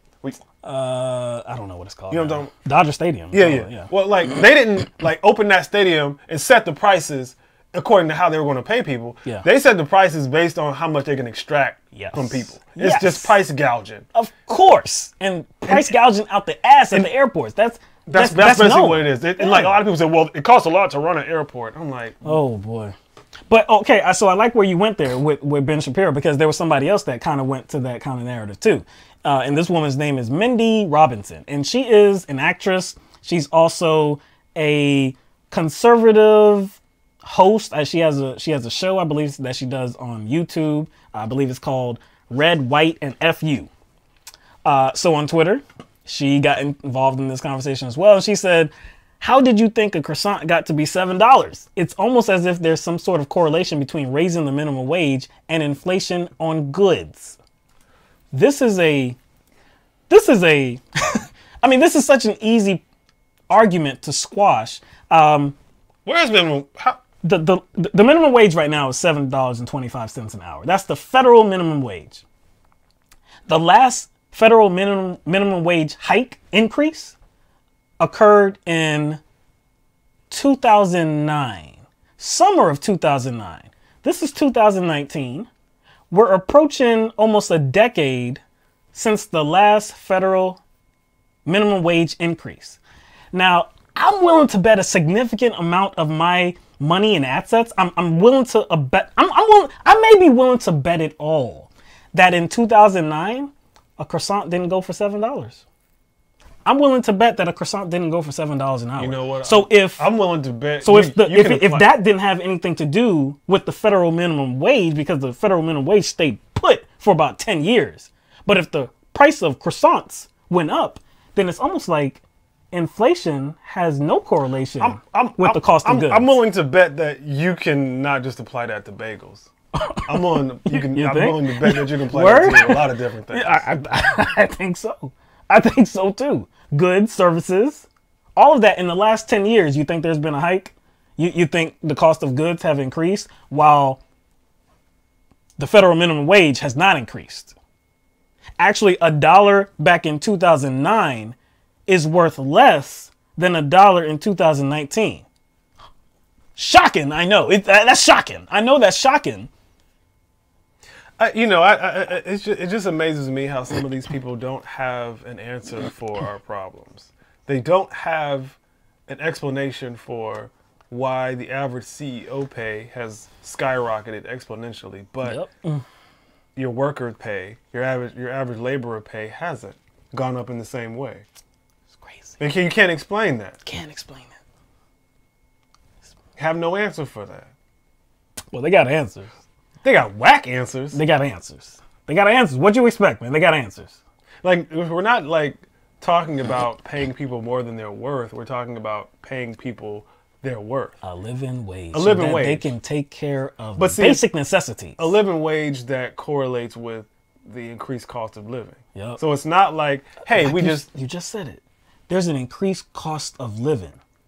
Prices, the goods and services, those prices has gone up while wages remain stagnant. How do you expect people to pay for living in this economy? Get 2 or 3 jobs. Get 2 or 3 jobs. Or require that the bakers work for free. How about both? That doesn't even make any sense. No. You got that's you got to do what you got to do. Yeah. Work 2 or 3 jobs. Got to do it. Just do what you got to do. Like, forget this whole business about living wages. Whatever, man. All right, so let's keep going. Republicans around the country continue to actively push bigoted legislation. One of the latest examples is in Texas, where a bill has advanced out of committee that would enable state licensed professionals to refuse to provide services based on religious grounds. In other words, this gives licensed professionals the opportunity, the excuse to not provide services for the LGBTQ community and not be penalized for it on religious grounds. Like when you say not be penalized, not like lose not licensing? not use their state licensing. That's right. Okay. So Republican State Senator Charles Perry, who authored the bill, said, living our faith does not stop when we work. No, living our faith does not stop when we start to work. When we see what we may perceive as immoralities, those people who hold those beliefs should be able to defend their faith without fear of losing their livelihood and their license. An impassioned statement. Something jumps out at me on that, and I don't think he would see the irony in that. He said, living out his faith. Living out his faith. Okay, I'm fine with him doing that.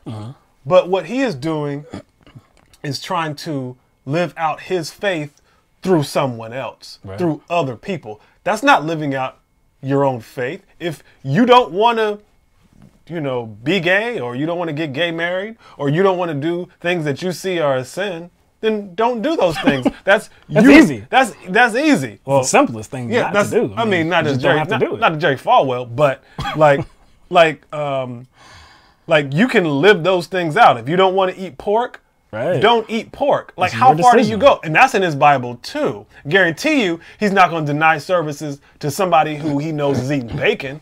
I guarantee you he's not going to do that. So even if he's living out his faith, that's fine. He can do that on his own. You can live out your faith like on your own time. That's what that means. But like, he said that, but didn't realize he was kind of contradicting himself by trying to live his faith through other people. Right. I understand. Like, again, this state senator, Charles Perry, and other people, if you object to a certain lifestyle, if you want to discriminate in your personal life, that's cool. Like, if you don't want to allow somebody inside your home that you perceive as homosexual, or if they got the wrong skin color, if you don't want to let them inside your home, that's on you. You're perfectly able to be like, I'm a bigot, you know what? And I feel a certain type of way about you and your livelihood, your livelihood. You can't come in. Look, man, I gotta go to the bathroom, man. Like, look, my car broke down. I need help. Sorry, you can't come in. That's perfectly acceptable. You're a horrible human being, but still, that's perfectly acceptable. When you choose to engage in the economy, though, when you have a business that's open to the public, well, then you can't be discriminative like that. You can't be discriminatory, because that would go against laws. That would go against the Constitution. Now, let's say you have a business, right? And there are certain businesses where you can't wear certain like clothing, like or they will require that you wear a certain type of clothing. But let's say a store requires that you don't wear a hat. You can't wear a hat and come into the store. Now that's pretty frivolous. That's pretty stupid. To be anti-hat, that doesn't make any sense. But hey, that's your right. Actually, a lot of stores do. Exactly. But see, they're able to do that because the hat has no agency whatsoever. The hat isn't part of what you are or who you are. The hat can be taken off, and that goes for everybody. That just doesn't go for white people or black people or homosexual people or trans people. It doesn't matter. When you're talking about the person itself, though, themselves, when you're talking about you have a lifestyle, like you're a certain way that I disagree with, so I refuse service to you, that's too far, that's discriminatory, and that should be illegal. I feel stupid having to explain this. I feel stupid having to explain why a practice is discriminatory and why the effort should not be made to protect people, to discriminate against other people, not items of clothing, but actual people because of their lifestyle that you don't agree with. Because they can't control those people. Because I guess that is the only way that I guess they could try to manifest the world that they want to see is through control. That is the only way. That's all it is. It's control. That's the only way, because they have to kind of like do what they can do to force people into like, I wouldn't say force, because it's not, the sad thing is it's not even forcing people into their belief system. It's kind of forcing people to almost practice their belief system without believing in it. You see what I'm saying? Or you want to force them into the shadows. Because again, like you said, you're not going to force them to believe what you believe. You're not going to get rid of homosexual people. You can't get rid of that, of course. So you can do something, though. And, well, you should not be able to. And it definitely is illegal. But they're trying to create this society where this type of livelihood should be frowned upon and should be in the shadows. You know why? Because they actually don't have an answer for it. Like, the church has historically not really had a lot of answers for society's problems. And I just think that they don't want to come to grips with that. So whatever they can do to, like you said, kind of push certain people to the side so those problems just go away, they don't exist. Right. Or they could have a kind of a secondary, they have a secondary motive, and that's to try to scare people into changing. Right. Hey, if you continue all that gay stuff, you won't get to go to the hospital and you might die. You see what I'm saying? So it's kind of manipulative in a way. Well, there's an exception. And I guess that's the good news from this bigot bill. There's an exception. So in life or death situations, it does mandate medical professionals to provide service. So that's good. Oh, yeah, that's good in life or death situations. But then who is determining if it's life or death? The same people that are bigoted. The same people that are bigoted. Yeah, man. These people are sadistic, man. They're definitely sadistic. All right. They got to make this into a Christian nation, man. They do.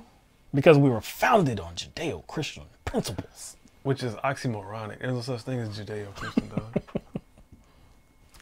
That's what they say, man. That's what they say. All right. Betsy DeVos. Oh, boy. All right. Betsy DeVos, the Secretary of Education. In an attempt to cut federal education spending, she recently announced that millions of dollars will be cut from the Special Olympics. And that led to harsh criticism. Many people spoke out. There were Congress members that spoke out about this and how they were not going to let it happen. Now, fortunately, well, of course, this was not something that was just her decision. President Trump wanted this done as well. They want to cut federal education spending. Fortunately, Trump reversed his thinking. He changed his mind and he decided that the funds were not going to be cut from the Special Olympics. He said that, they went out without his approval. Yeah. He said they went out without his approval. Sure. We believe that. Yeah. Betsy DeVos, so Trump saved the day. Yeah, he saved the day. He created the situation where people were scattered and like, what, are you serious? He saved the wheelchair race. He created all this criticism, created this chaos, but then he came in and swooped right in like Superman and saved the day. So that's good. Good thing, Trump. Now, the effort to cut federal education spending, though, has not ended. And last week, Betsy DeVos argued for less teachers and larger class sizes. So we have a clip of the hearing that she was a part of in Congress. And pay attention to the guy over her left shoulder. Just pay attention to that guy.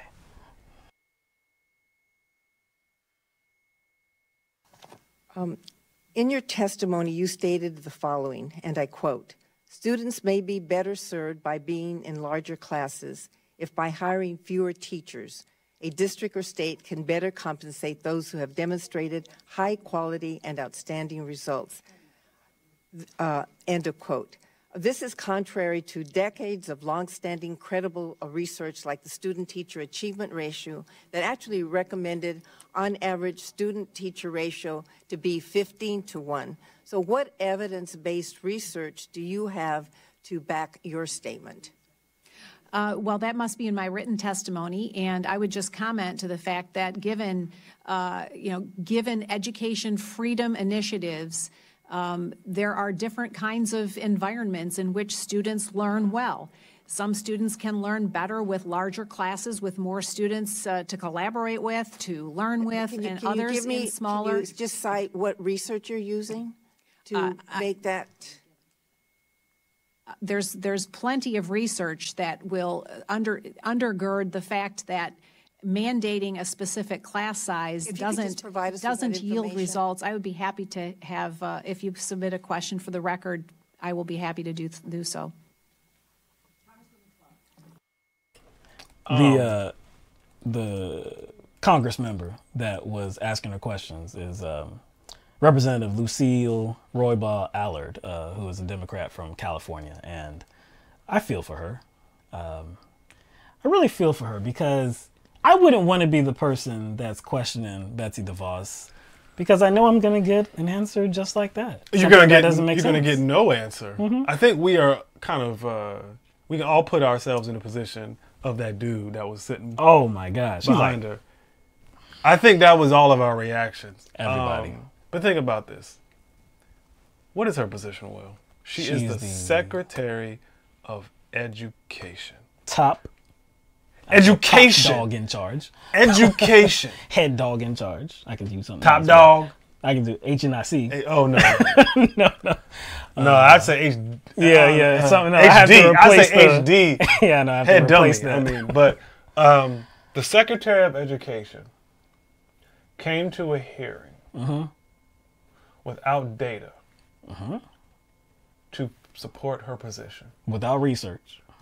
The Secretary of Education came to a hearing without data. The HDIC came without any information. Head dummy in charge. That would sustain her position. Keyword education.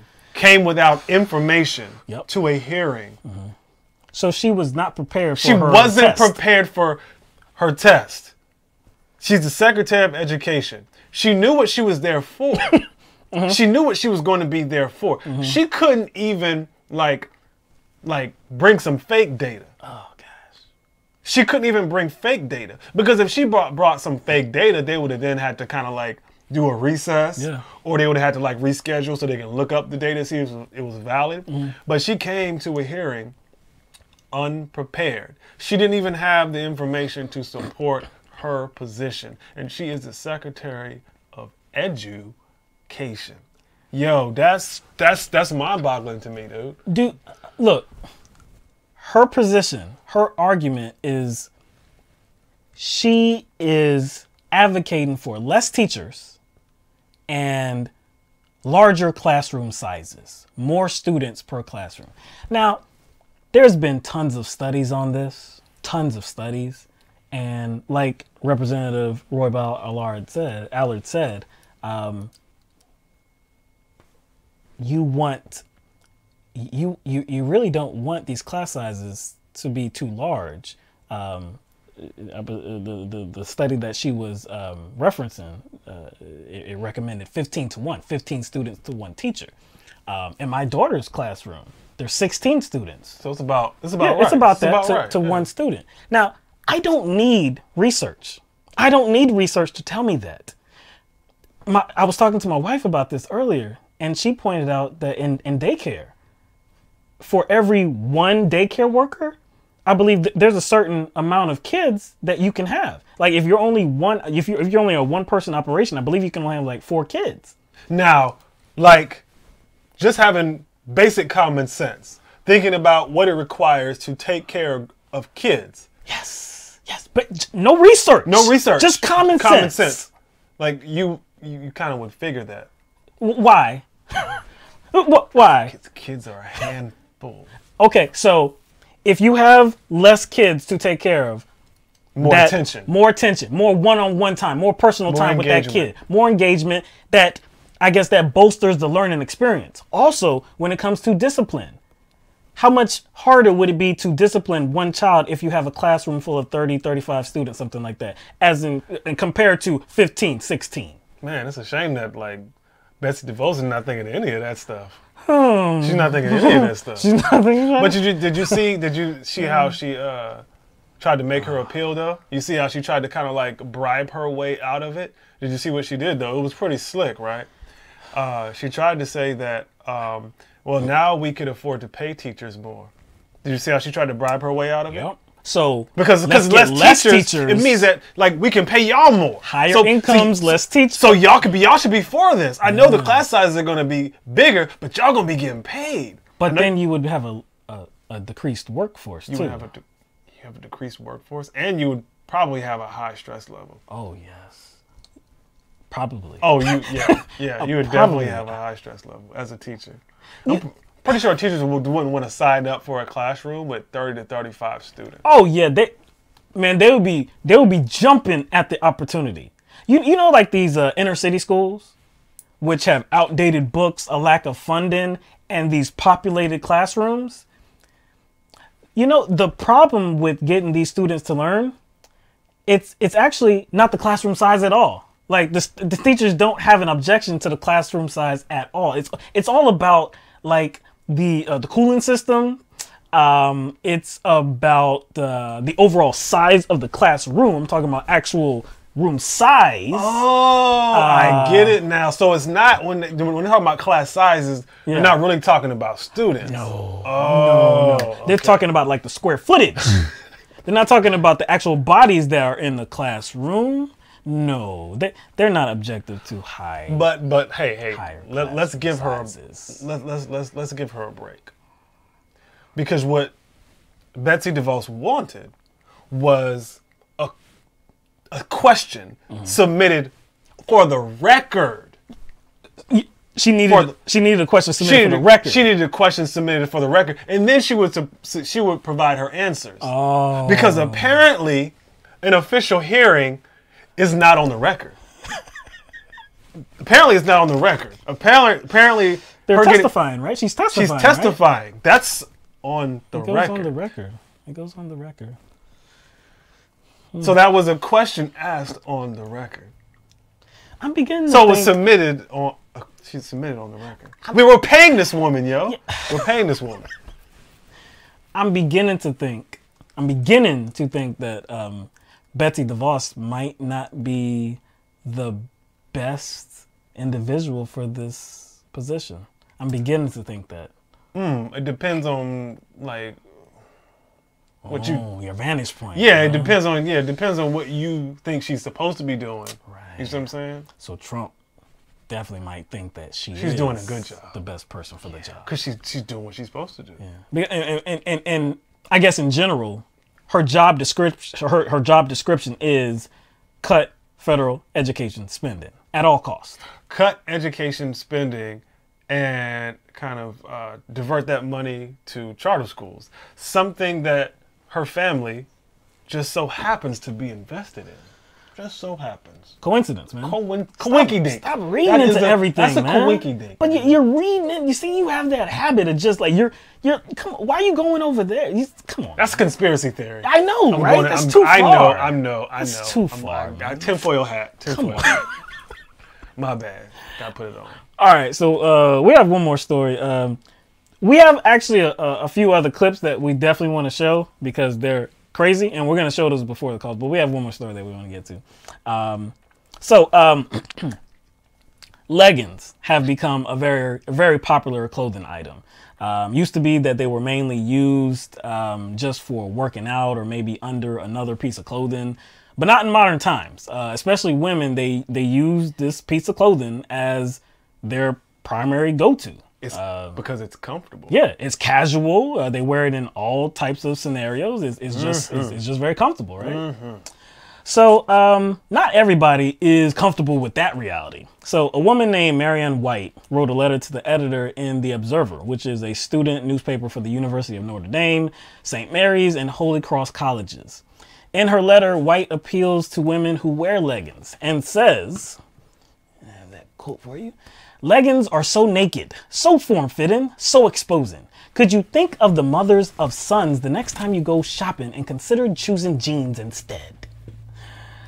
I can't understand where she's coming from. Maybe because I'm a guy. Yeah, that's possible. I love leggings. Yes, I feel. Well, not for myself. Yes, no. I have no problem with women wearing leggings. Yes, you like the visuals of women wearing leggings. But I will say I don't just like lose control or something like that. No, I don't believe so. So okay, so what is this about? Hold on. Let me go into how she came upon this kind of narrative, like what pushed her to write this letter to the editor. So White said that she was inspired to make this request after seeing women wearing leggings at a Catholic mass that she attended. So she continues in this letter. She says, "You couldn't help but see those blackly naked rear ends. I didn't want to see them, but they were unavoidable. How much more difficult for young guys to ignore them." So that's where she's coming from. Trying to protect young guys from feeling stimulated and from feeling tempted. Oh yes. Tempted by maybe the movement of cheeks. That's where she's coming from. You have to understand. And tempted by the contours of a woman's body. Mm-hmm. You don't want that. So she's trying to protect her sons. Innocent young minds. Impressionable young minds. But probably most likely she's talking about grown men too. Because I remember working at a retail establishment and that being something we always had to worry about because we had magazines. Right. And so we had those fashion magazines, but it was like the men's fashion magazines like Maxim and Stuff. Like And so it always have some woman with something skimpy on. Right. But it wasn't it was provocative, but it wasn't nude. Mm-hmm. And when the swimsuit Sports Illustrated issue or the Sports Illustrated swimsuit issue came out, we always have the display at the front every single damn year. As manager, I always had, Mike, could you come to the front, please? Customer service, Mike, customer service. I come up there. And this happens every time. Every year the swimsuit issue comes out. It was always some woman. That's just inappropriate. It was some woman in a bikini. I was like, that's inappropriate. Y'all need to cover that up. I'm like I have a husband and I have sons and they shouldn't be seeing that. And I'm like, where the hell is this coming from? I'm like, she's basically just wearing a bra and panties. Have you been to a beach? Have you been to a beach? Right. I'm like, I never understood it. I was like, is it really about trying to protect their sons or boys or their husbands, or is it trying to protect their own self-esteem? They don't want their men seeing that. And then, you see what I'm saying? What is that about? But okay, if this had been about underage kids, if this was about high school age, if this was about middle school, whatever, I still wouldn't understand. Like Mike, I too like the images that I see, women wearing leggings. They are form-fitting. But you have to think. Talk about from a fashion standpoint, From a fashion standpoint. Yeah. But anyway, they are form-fitting. You can definitely see the form of women, definitely, right? So if you're a mother, would you want, I guess males, male students to be like just like gawking and stuff like that? No, I don't think you would want that. But to put limitations on your female children or female children to not be able to wear that, it's like leggings, again, they're form-fitting, but so is every other piece of clothing too. You said put on jeans. Jeans are form-fitting. To get around this, you would have to put bubbles around these students. You would have to put them in very baggy clothing so that no curves or anything are exposed. But this isn't about underage children, though. She wrote this to The Observer, which is a student newspaper for grown-ass people that are in college. Grown-ass people that are in college. So she's trying to appeal to women over the age of 18. Hey, please stop wearing these leggings because my grown-ass son won't be able to, handle themselves. If a grown-ass man can't handle seeing a woman in leggings, they should not walk out of the house because they have a problem. Again, I like the look of leggings. And if somebody that's attractive, a woman's attractive is wearing leggings, yeah, I'll look. But I think I'm going to carry on with the rest of my day, too. I don't think it's going to, hold me up. You mean to tell me, there's not, drool that starts coming down? No, I never had that feeling. And, coming down off your chin and dripping down? I've never had that experience. You mean to tell me that never happens? No. You mean to tell I carry on with the rest of my day. As do most men. As do most. So why are you doing so much to put clamps and limitations on adult women? And I do think it's important to note that she was referencing a religious environment. I think that's important here. Yes. And see, that's what prompted her, but she's talking about just students at the colleges too. But again, she's kind of projecting that onto the colleges. Right. But primarily, the inclination came from a religious standpoint. It did. It does. Oh, of course. But what does that involve? It involves temptation, right? It involves temptation. And to me, this exposes the fraud of religion to me. Because shouldn't the idea be to get rid of temptation and not, you see what I'm saying? Yeah. Shouldn't that be the idea? Right. With her perspective, it's almost like preventing temptation from even coming. Yes. If you really want to get somewhere, if you really want the men's or the boys to be okay around certain women, then you should kind of work to alleviate the temptation in the first place. But see, religion is a fraud, and they're all about getting rid of anything that causes temptation. So to me, they're a fraud because that to me says they're not strong enough. That to me says they're not strong enough. No. Again, you need to stay in the house. You got to stay in the house. These men, these grown men at the college, you're going to have to take online classes, not come to the campus because this is too much for you. It's too much for your eyes. You can't get anything done. You can't concentrate in class. You can't do anything. That's sad. That's really sad. So, of course, because of this, there was there was an effect. And so the effect is that somebody started a movement. Somebody actually started a Facebook event. And so her name is Ann Jarrett. And so she did create a Facebook event. She's a junior at Notre Dame. The Facebook event was called Leggings Pride Day. And so she tweeted out this picture of herself wearing the leggings. And yeah, I have that here. So she tweeted out this picture of herself wearing the leggings. And she also said, we're protesting our right to not be responsible for men and to not be constantly policed by morals or femininity. Which I love that because, again, it's putting the responsibility. It's putting responsibility on them. You know what I'm saying? It's putting the responsibility on them so that men aren't riled up. Why are you trying to put limitations on women from wearing regular stuff? Again, they weren't so regular back 10, 20 years ago, and we understand that. But as things go, civilization kind of, changes, new normal, that happens all the time. And so the new normal in 2019 and years past is leggings are appropriate. They're casual. Many women wear them. So why would you make a case for women? Hey, you're affecting my son in a very unholy way. You need to cover that stuff up. Like, where does it stop after that? They can't wear, you know, tops that might show a little bit of their cleavage. Maybe they can't wear long sleeves. Maybe they can't wear dresses and skirts either. Well, you can't wear their hair a certain way. You kind of gotta, because of men. Yeah, you got to do what you can to create this like a facade or environment of sexual purity, and that's what does it. And in this case, it's the poor men.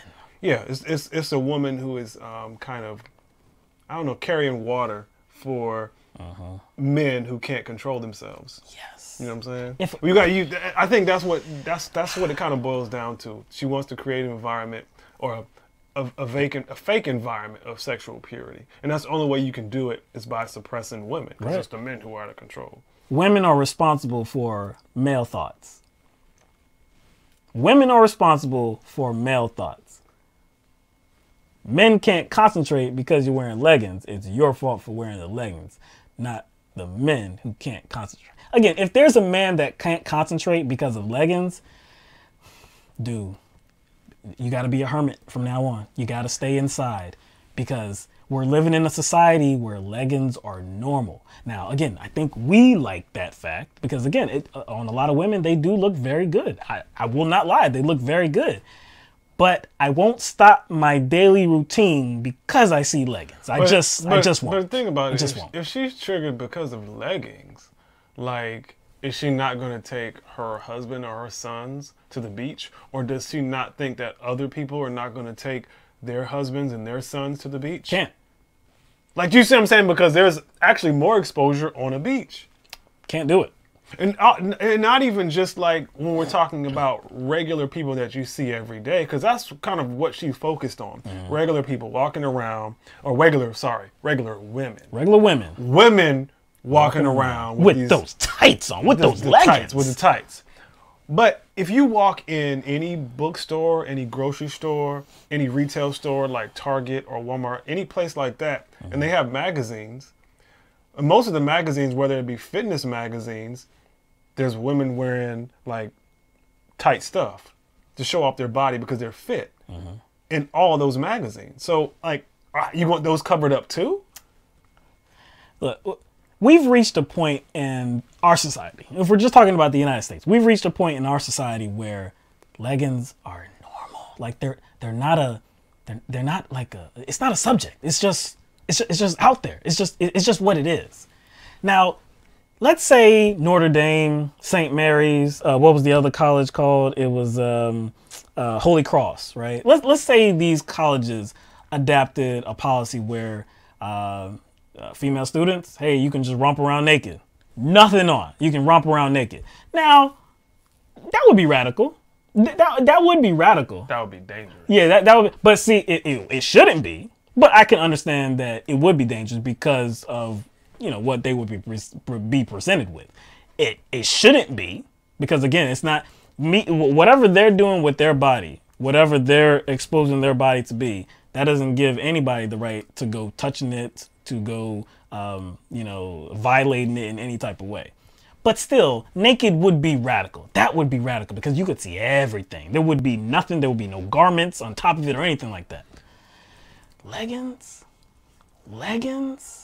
Really? This is for the most this part, is where you plant your flag? And you really can't see anything. You know what I'm saying? You can see an outline, but you can see outlines and you can see shapes with jeans. If how many young women, if they are wearing jeans, what do the jeans look like? Oh, see. What do the jeans look like? You even have I think leggings that look like jeans. See, okay, exactly. They had the jean leggings, but like you said, like there are still form-fitting, tight jeans. Very form-fitting. Form-fitting, just tight like jeans. leggings. So what is the issue here? Huh? What is the issue? Camel toe. Camel toe. That's the damn issue. That's the damn issue. You think she saw a camel toe at Catholic Mass? She saw a camel toe and she can't take it. Wow. It was talking to her. Wow. Didn't know you were going to go there. She saw a camel toe and it started flapping at her. And she couldn't do it. Wow. I wasn't prepared for that. I wasn't prepared for that either, man. I was trying to figure out, like, wait a second. Like, jeans could be tight, too, so what could it be? Oh, boy. Wow. Maybe. Maybe. I don't know. All right. That's all we got for this one, man. All right. So, yeah, that's pretty much the end of our commentary, and we're going to open this up for calls in just a few minutes. We did have a few clips that we wanted to show you, and we're going to show them back to back so that I don't even know if I have. Look, they're clips of your president and mine, President Donald Trump, and they were video. It was video taken from today. It was in the Oval Office, I believe, where there were reporters there.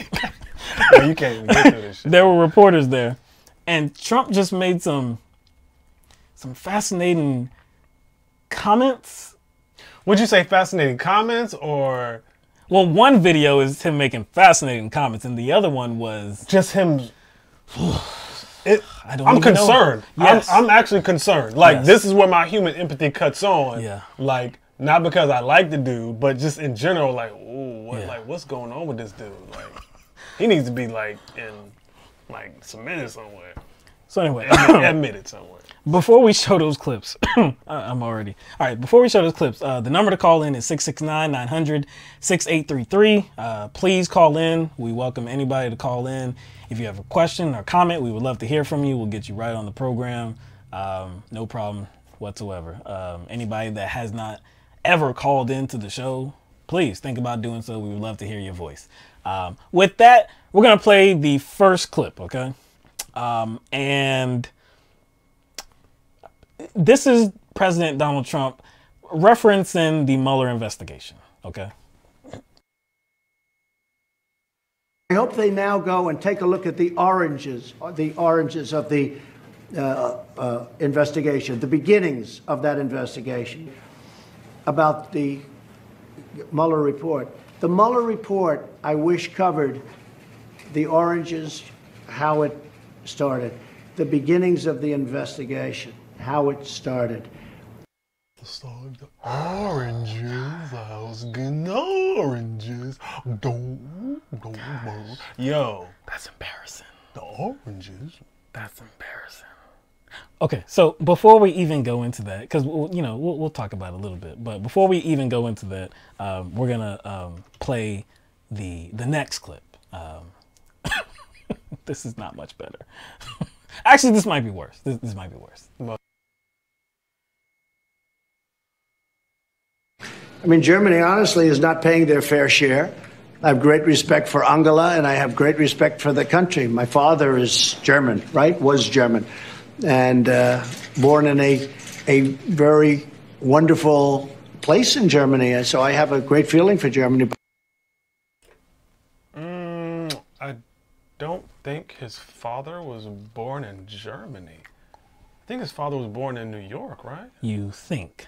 I think. I could be wrong. No, I believe it's a fact. I believe it's a fact that Donald Trump's father was born in New York. They are German. His grandfather was born in Germany. Maybe that's what he Bavaria, meant. I believe, which is a German state. Maybe that's what he meant, though. He clearly said his father. I know, but he's clearly out of his mind.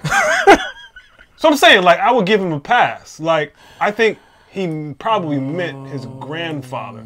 I don't think it actually matters when he's talking about Germany not paying their fair share. I don't know why he would bring that up. Let's just say he did mean his grandfather. Well, why is he bringing that up? It just seems like he's using that to kind of justify or balance out his position that they're not paying their fair share. So let me throw out some sort of factoid. So it makes me look like I'm showing some sort of solidarity or like some sort of connection to make it look like me talking about how you're not giving your fair share is kind of balanced or justified. You know what I'm saying? So why would he need to do that? Even if he meant granddad or grandfather. And then the whole oranges, like he was supposed to say origin.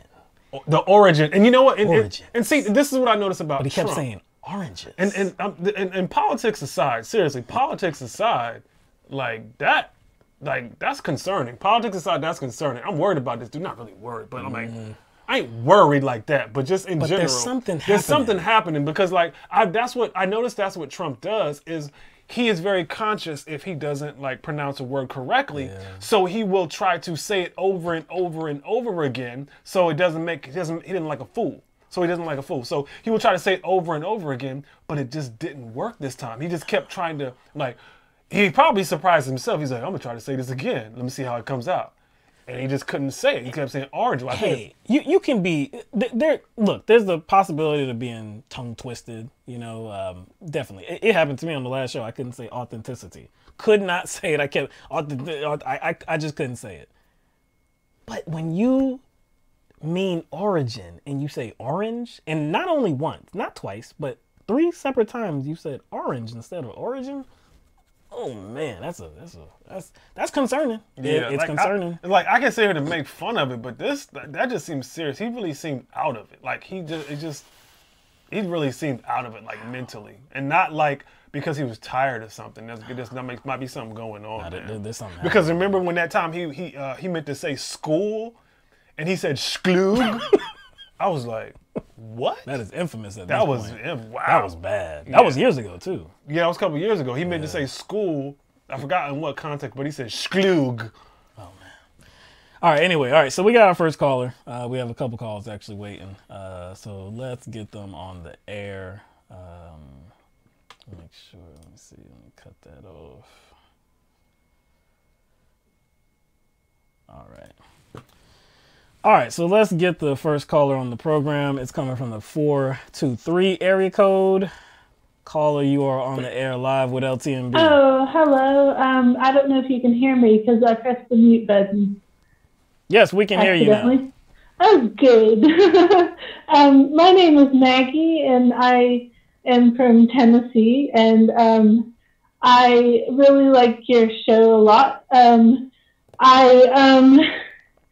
am calling in because I am very concerned about something that recently happened in Tennessee. And it was the Highlander Center, which is where Martin Luther King and a number of other very important civil rights activists started as civil rights activists, and it burnt in an arsonist fire that was later to be found that Nazi graffiti was on the scene. And I just thought that this is an important thing for people to be talking about. So what activist group is it? It is a center called Highlander Center in Tennessee. It is traditionally a civil rights center type thing. I can't really speak for it too much, but I'm looking, like, I've never been there, but it is the place where a lot of civil rights people like John Lewis, Ralph Abernathy, and Martin Luther King Jr., and Rosa Parks got training and support for their nonviolent movements in the civil rights. We just looked up the story. Yeah, it looked like it just came out just a few hours ago. Yeah. Okay. Yeah. Wow. Yeah. Yeah, and I mean, they didn't just arson a building. It was very and be Nazis, but it also was strategically done towards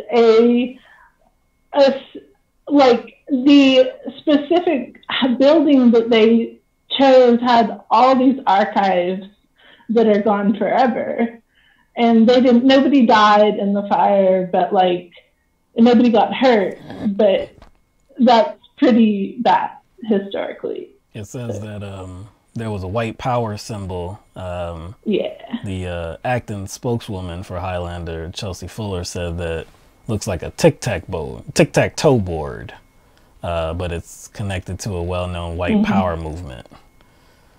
So, this is something I definitely didn't hear about before the show. So Well, I mean, yeah, it really bugs me. I wrote you all, but that's not what bugs me. Okay. I just am really bugged by the whole thing that I don't know. There's so much blatant racism in the world, and it just bugs me to death. And I just think that like we focus a lot on like the national scope of politics and big names in scholarship politics a lot of the time, and it's a lot of the time civil rights movers and shakers who are doing a lot of the work, and it's just sucky when they get like strategically. I've already said everything I'm saying. When they get targeted like this, it's just really sucky. Well, I don't know if you were around when we were talking about the interview that we had with Mary Williamson. That's why one of the questions we asked her was about, or referencing Colin Kaepernick and other players kneeling, because they were trying to address significant issues within our countries, So it shouldn't be a tough conversation because we should all want to progress forward. We should all want the same opportunity that anybody else has. I didn't specifically catch what she said. Well, there's too much to actually say. No, I'm not even going to summarize it. She had a good response, but she could have went deeper though. But again, it's a very deep. I mean, it's a very deep issue. It's very complex. But bringing that up was just to show that there was such such a fierce reaction towards just like doing not even the most, just doing the bare minimum and just silently protesting so that awareness would be raised for the particular things that they wanted to address. And people just couldn't even handle that. So, I mean, look, there are certain people that are hateful, and I think there has to be an effort to eradicate that type of mentality, these type of behaviors where they want to destroy things, destroy people, where I don't believe you can root it out for good. I don't think there's any way to do that because there are some people that just, you're never going to change. But I think you can do something to where it's not acceptable, and we don't see so many examples of this all across the country. I'm more worried about it becoming, or people or groups becoming more emboldened. Hate groups specifically, because if you look at the stats, hate crimes are up. Hate crimes are up, and they're coming from the groups that have been always committing most of the hate crimes, and that's white supremacy. And according to our they feel empowered right now because this idiot guy in office. Well, according to the president, we don't have a problem, even though his own State Department says we do. Yep. All right. Well, I think we lost Maggie on the phone call. But yeah, we didn't get a chance to thank Maggie for calling in. I don't believe we've heard from Maggie ever before. So thank you for calling in and asking good questions and bringing that to our attention too. We definitely want to read more about that. All right, so let's get to the next caller, and that's the 980 area code. Caller, you are on the air live with LTMB. It's Will from North Carolina. How y'all doing? What's going on tonight, Will? Not much. Mike was definitely right about the hate groups, especially the hate groups, especially white hate groups, that white nationalists and neo-Nazi hate groups become emboldened by the election of Donald Trump. As a matter of fact, even before his election, these groups were calling for Donald Trump to be elected. So if people didn't pick up on the dog whistling, there was enough evidence there that it was happening. If you didn't hear it with your own ears. So that Trump is particularly, it's shameful. The way the NFL reacted to people kneeling would have never happened with Obama in office or with Hillary or Jill Stein or Bernie Sanders. It just wouldn't have happened. These people have become emboldened. They know they're not right because they don't fight for the ideology, but somebody gives them somebody holds out, a little something for them to grab onto, like Donald Trump and his cronies, they go for it real quick. And it's mostly because these people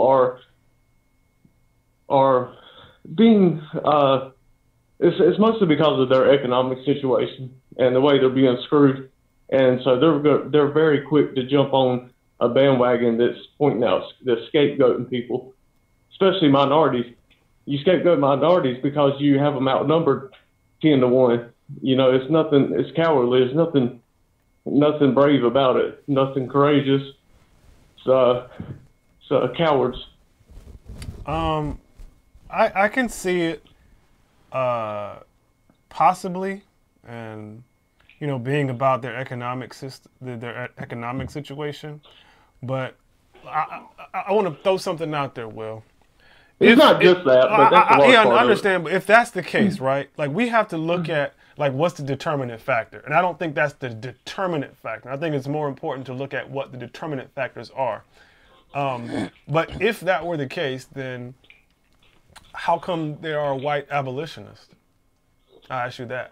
How come there are white abolitionists? How come there were groups that pretty much were predominantly white to organize with Fred Hampton and Black Panthers? Like, their economic situation wasn't good. So what in them caused them to come together with individuals in a similar situation as them who did not look like them? What caused them not to go the white supremacist route? What caused them not to... So, like you see what I'm saying, if they're the same color as the white supremacists, right? Everybody doesn't have the exact same, doesn't react the same way, doesn't have the same values or value system as everybody else. So, you're going to have not only outliers, but even sometimes larger groups that are outside of the norm, or sometimes it's even difficult to tell which is maybe the norm if you want to split people up by race, especially because there are no differences in race other than the color of your skin. I mean, there's nothing else different. So I honestly believe that a large part of the black community has internalized a feeling of inferiority, which will happen with being abused and mistreated for centuries, to the point where they really believe it's about the color of their skin. It's not about the determinant factor.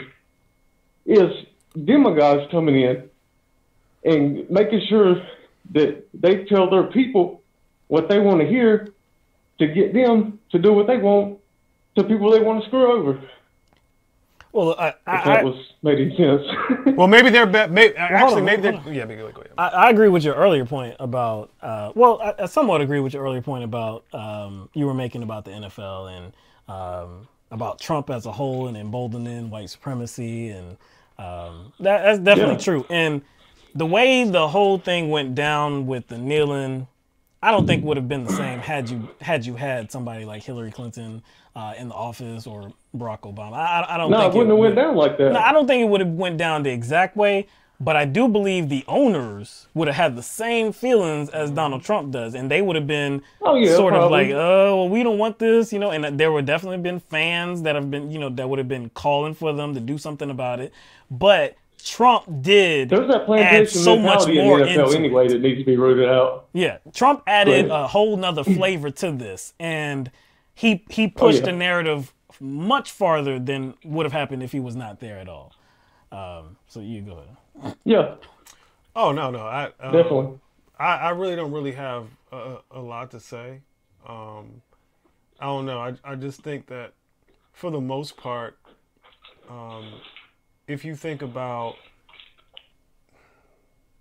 what capitalism and what the system of capitalism needs to target and who the capitalists need to target the most, it would make sense that, white supremacists and white supremacist hate groups aren't taking that seriously. Because for the most part, those who are trying to overturn society have been on the left. You see what I'm saying? If the State Department really wanted to root out white supremacists, they can squash it. They have the technology. They could squash it. I think a certain amount of it is allowed, in a way. Well, it would kind of keep the left in check. Because we have freedoms in the United States. Well, I think to keep division, but also to keep the left in check as well, because the left is actually what is I guess would be the pin in the grenade or whatever. Leftist groups, because leftist groups are always trying to turn the tables over, attacking capitalism. Definitely by one way or another. Hopefully not by violence, but sometimes they do take that approach. Because how was the United States able to accumulate so much power? We might as well go ahead and say, the United States was able to do it through kind of colonialism. Fascism, really. And if you look across, and fascism. if you look across the world right now, it's trying to make an insurgence. Whether you're looking at Bolsonaro, whether you're looking at UK and Brexit, whether you're looking at France. I think we've had a neo-fascism for a long time. Well, I mean, it's again, if you're talking about fascism, we can go back to kind of World War II, and we can go back to the Third Reich and see kind of the financial support given to the Third Reich and the Nazis by a lot of American or corporations based in the United States. So I think fascism and imperialism needs capitalism to work, and people on the left have been always against that. So it's necessary for leftist groups to be suppressed. I agree. And right-wing groups to kind of let run around a little bit. But you brought up some good points, man. We're gonna get to the next caller though, bro. Yeah, that's a good point you made there, man. I appreciate it. Have a good night. Yeah, you too. All right, thanks for calling in, Will. We're going to get to the next caller, 253 area code. You're on the air live with LTMB. Who's this and where are you calling from? Hey, this is Jordan from Montana. Jordan from Montana. I don't know if we had a call from Montana before. Nope, you're the first one from Montana, man. What's going on tonight? Oh, nice, man. Yeah, I'm a big fan, man. As soon as I saw you guys got a great style. I'm really happy that you guys are around. Appreciate that. Yeah, man. Yeah, I just wanted to talk about the right-wing myth that the rich are job creators. You know? Okay. Shoot, man. Go ahead. It's the common misconception that the capital class creates jobs, where it's actually the opposite. Do the rich create society, or does society create the rich? That's a good question when you look at it like that. Yeah, I think that's definitely a good question. Go ahead. No. I think that's a good question. I think it's when we hear sentiments like "I'm a self-made man," I did this myself, knowing good and well there's an entire apparatus that allowed them to do that. Yeah. You kind of got to look at them with the side eye. There's a whole institutionalized system. There's a whole institutionalized system that they had no control in setting up. There's a whole system from the procurement and the acquisition of resources, the supply side chain, that they didn't set up. No, it's not organic whatsoever, and it's it's not the same thing, but it just led me to think about gerrymandering. These systems are set up where, and it's it can be done by both parties, but customarily it's always done by the Republican Party, and that sets up an opportunity for the Republican Party to pick their constituents, and not the constituents to pick their representatives whatsoever. So it's a very corrupt process. Yeah, man, it's one of the reasons it's upsetting when right-wingers are like, oh, taxation is theft, and it's like, where was that wealth created? It's created within the confines of society, and they have a responsibility to pay back that money and take care of the people who created that wealth for them. Yeah, yeah. Labor creates wealth, pretty much. Labor, their wealth is created by other people's labor, and that's kind of ignored. And if you want to talk honestly about the origins of, I guess, how they're even able to create jobs, we have to look at how they exploit third world nations. And I always use somebody what's the dude from Microsoft as an example? Gates. Like if you look at like how a lot of Microsoft's computers are made, they're made with materials and raw resources from third world countries, right? Yeah. So like on the front end, there's a certain level of exploitation that has to happen for them to be job creators. So it's like people completely ignore how it gets to the point where they are job creators in the first place and how they get to the point where they can provide jobs to a community. Before that even happens, there has to be somewhere they get their resources from. And many businesses have that type of model. If you watch, I believe it's on ABC, Shark Tank, whenever these entrepreneurs come on the show and they're hoping to get a deal, and if it's a product that they're making, let's say they're making it in the United States of America, I know there's one, I think it's Kevin, on that show always talks about, oh no, you gotta push it overseas. We gotta push it overseas. If you're not manufacturing the product overseas, then I don't want to be any part of this business whatsoever, because they know that they can exploit that cheap labor. So now they want you to look up to them, Yeah, right? they want you to labor. look up to them. It's like they don't make that connection. Like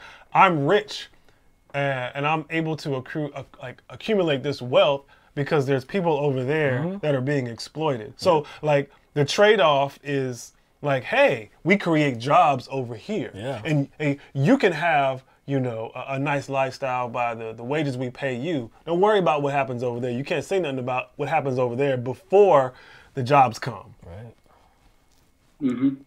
Yeah, I mean, and my main point that I wanted to say, and I want people to understand, is that there's no such thing as a self-made billionaire. I hate it when I see people say that, like, oh, self-made billionaire, like Howard Schultz, or, you know, that one Kardashian lady or whatever. There's no such thing. There's no such thing as a self-made billionaire. No, that's true. I totally agree with you.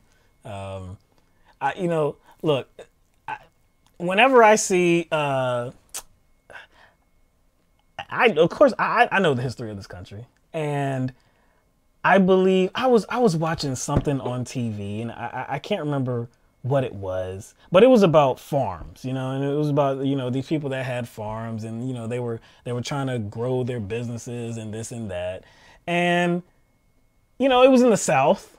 You know where I'm going. Yeah. You know, it's just like, I understand that people have land, people have, you know, these businesses, it's just that when I look at it, I'm like, damn, all that land.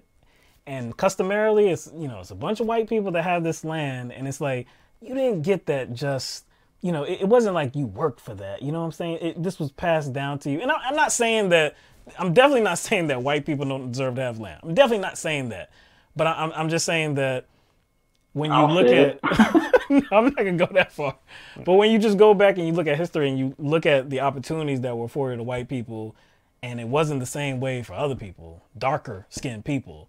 It's just like when I see that, it's thing, like, man. That's why reparations is something that is legitimately needed, because all these people, all the white families and stuff, they were given land. Yeah. They were given land when they were settling to the West, and you know, and then slaves built the wealth in this country, and that's the reason why the Black community has a lot of the wealth disparity and problems in this nation, is because none of that wealth was transferred when slavery ended. So that goes to your point about this myth about self-made millionaires and billionaires, because like the true power of wealth, or how wealth is usually attained, is it's passed down through generations. And so it's usually because of land. 60% of the wealth in America is inherited. Exactly. So it makes sense though. So if we're going to, or if people are going to use this phrase self-made billionaire, in reference to this one individual accumulating wealth through, I guess, other people's work in modern times, wouldn't you then apply that to, let's say, plantation owner too? I'm saying, wouldn't you apply that same? Oh, of course. You saying, wouldn't you apply that then? Wouldn't you say that they're self-made? You know? Yeah. But since you brought up reparations, I do think it's interesting that after slavery was outlawed, you know who got reparations, right? You know, there were reparations given after slavery was outlawed, and those reparations went to slave owners because of a loss of property. Yep. So they got paid back. Absurd, man. Ain't that some shit?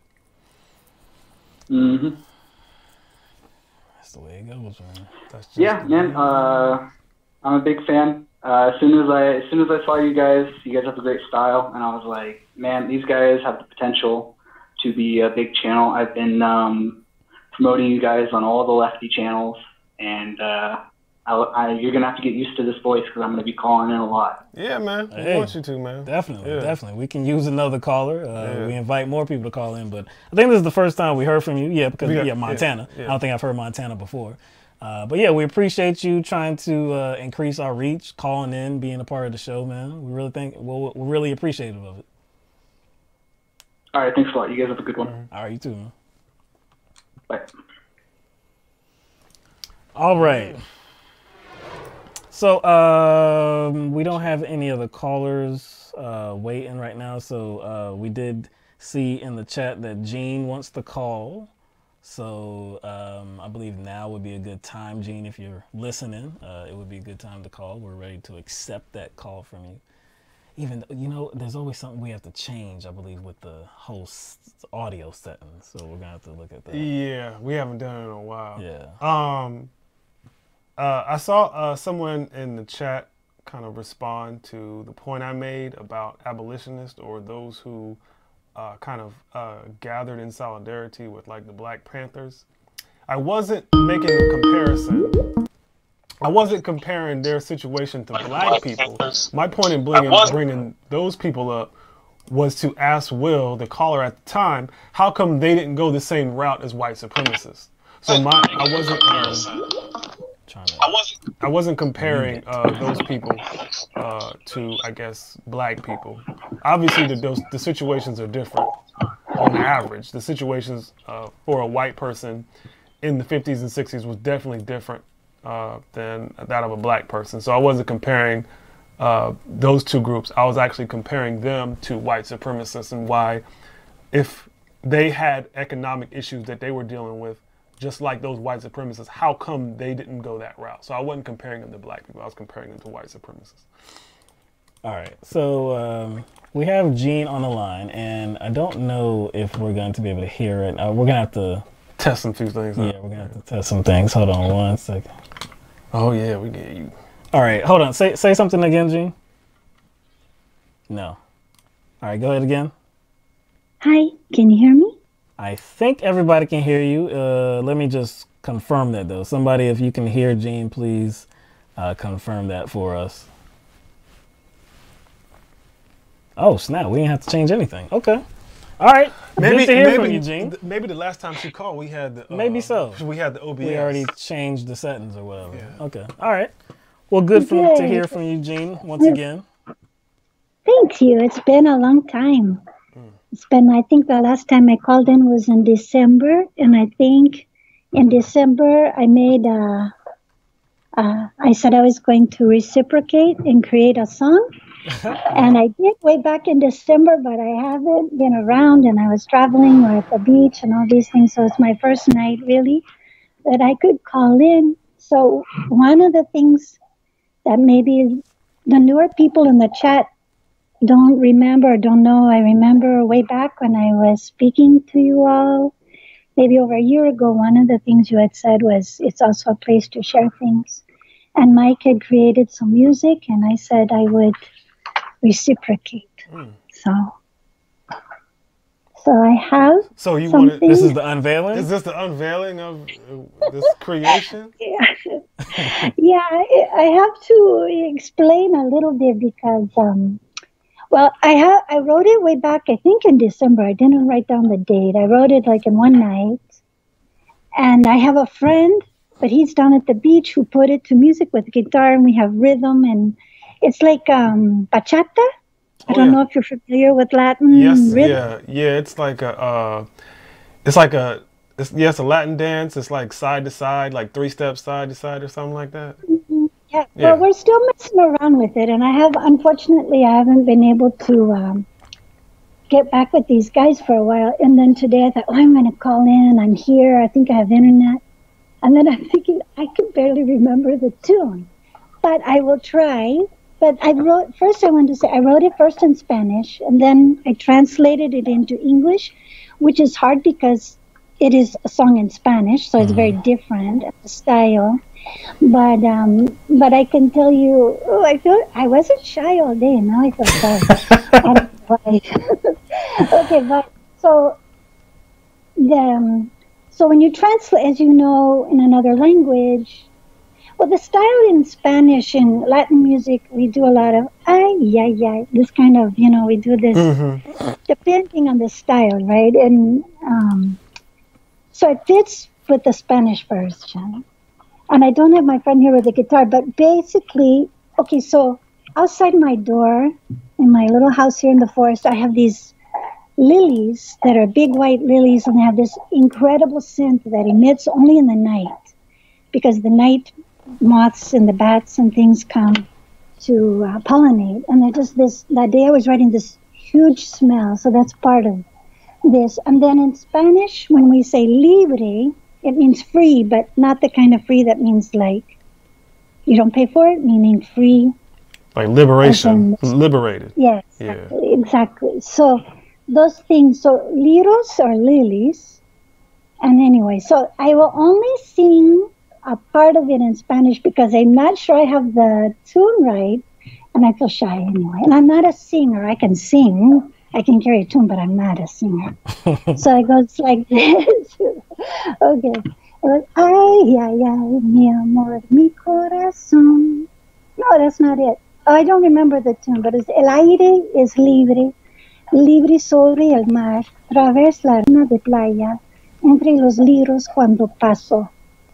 But nobody, I don't think, in chat speaks Spanish, so, and you guys don't. So I'm going to tell you the song in English, and then hopefully I can send you guys, when my friends we get together, I'll send you guys via email or something a copy of a guy on a guitar, and we have the drums and the whole thing. It'll be fun. It's just for fun. So it goes like this in English. And some things I can't translate into Spanish. It just doesn't work.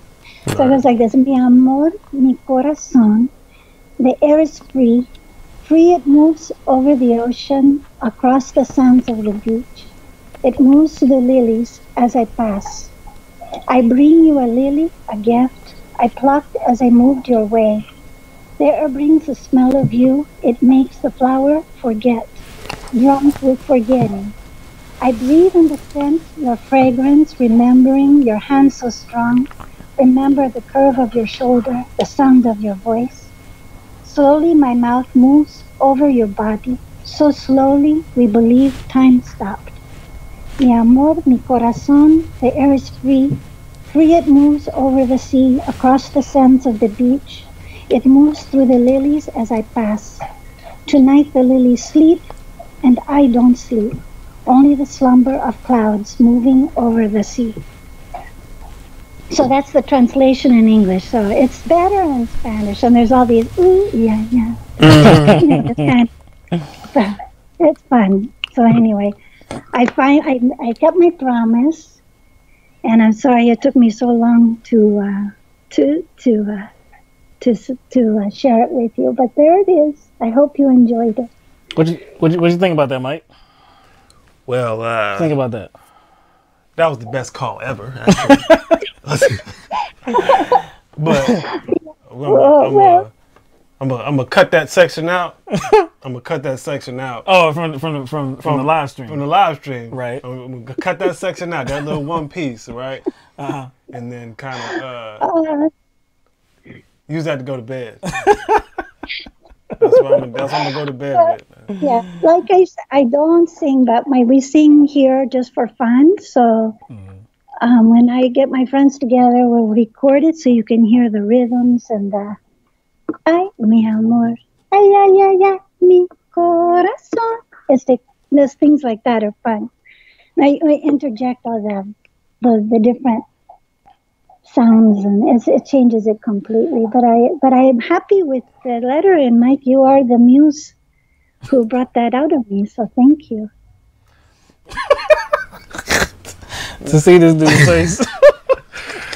Well, yeah, I am definitely. I appreciate that, and I kind of, I'm waiting for the actual tune. I will be waiting for the actual tune. I kind of see where you're coming from, because especially like if you're talking about the type of music you're talking about, it's not really something you can capture just like, you can't capture that like over the phone.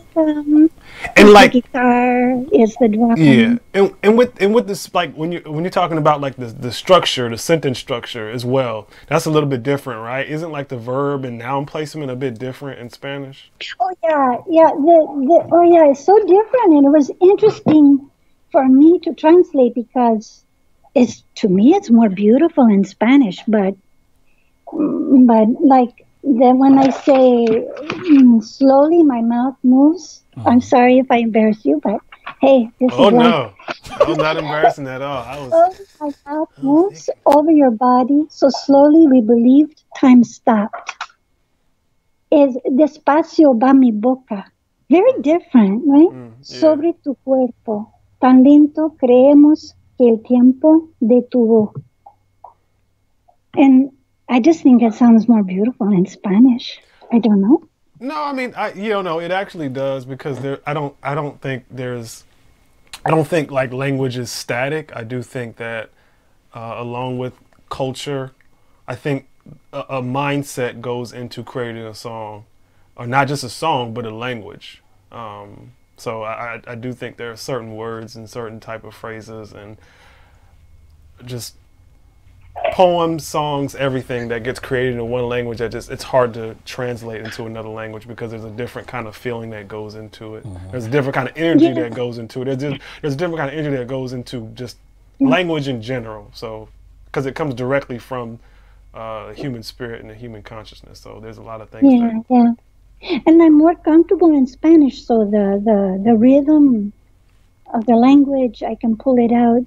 But if I try to write something first in English, maybe I would be happier with it in English, because I think it depends on which language you begin with. Right. Okay. Yeah. So I don't know.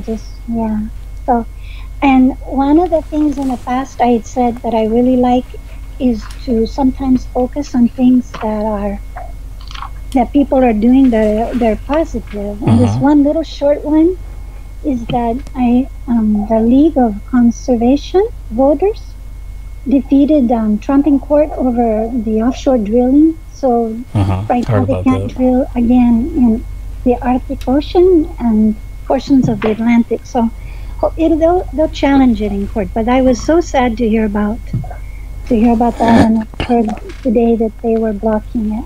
And then one other idea, I thought if people in chat want to participate some days, I don't know, is the best quote of the night or in the chat. And my favorite tonight is Joshua wrote, "You guys are so much bigger than she is," the woman you were interviewing. Oh, she's tiny. I didn't. You don't really like. You don't really know. You can't get a good feel of how big or small someone is based on seeing them on TV. But like when you see her in person, I was not expecting that. She is such a petite woman. Man. We saw her before that. We saw her at the Cornbread Festival, and we were standing next to her, and so that was the first time we actually saw how tiny she was. But no, she makes up for it with her mental. Oh yeah. She's like gargantuan. She's like a mammoth. Yeah. If you're talking about her mental capacity and her mental output, she's a mammoth. So she definitely makes up for that. It's crazy. Like you said, one of the answers was 6 or 7 minutes long without skipping a beat. I'm talking about without skipping, no stuttering, no it was just she may have coughed, but she just kept going. She gets into this mode, and you're like, what the heck? And it's not like she's rehashing her point or anything like that. Never repeating herself. It's she has a gift. Yeah, it's her passion comes forth. When people are passionate about something, that's when they can stand and speak like that. That's wonderful. I'm happy that you guys are branching out, or maybe you did this before, but interviewing people and going places, it's exciting. So I will let you go. And thank you very much, and good night. Buenas noches. Good night, Jean. Thank you for the song. Thank you for calling in. All right. You're welcome. Bye-bye.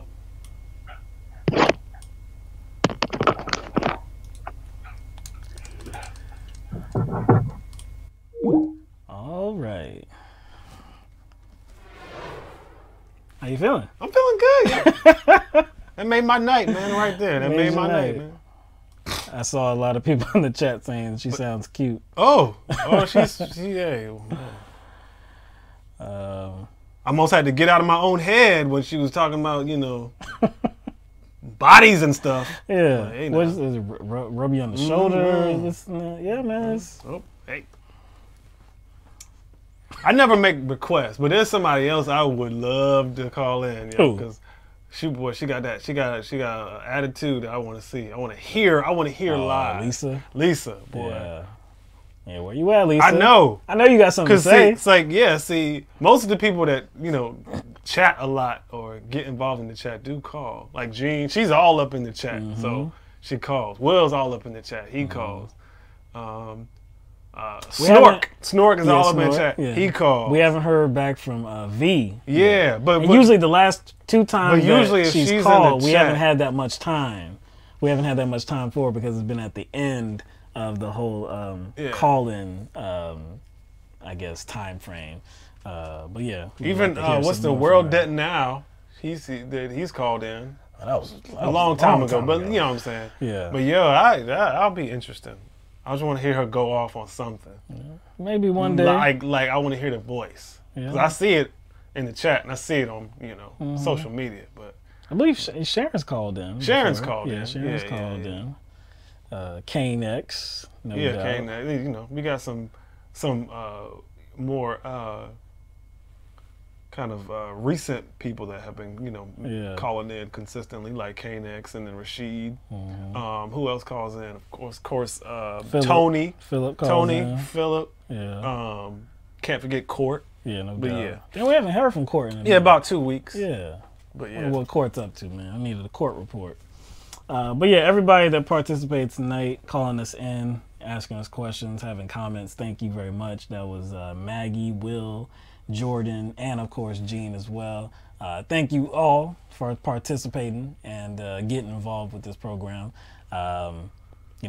Promoting us, sharing our material. We appreciate that immensely. I always try to say that without you, this would not be something that we would be able to do. So it's all about the audience.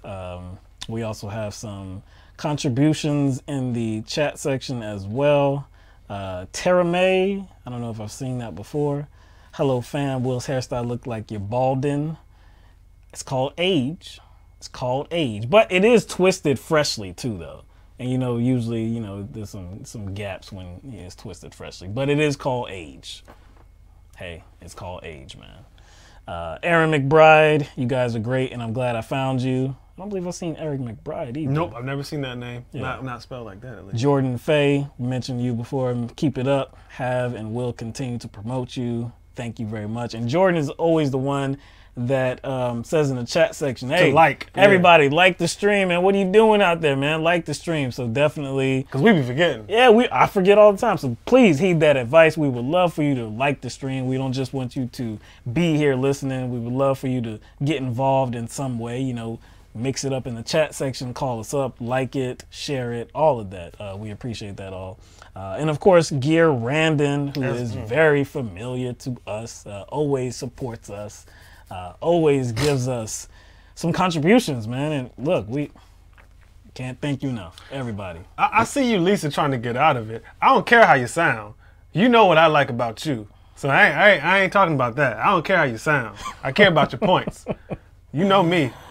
We talk on Facebook a lot, back and forth. So, I don't care about that. I wasn't talking about how you sound and all that.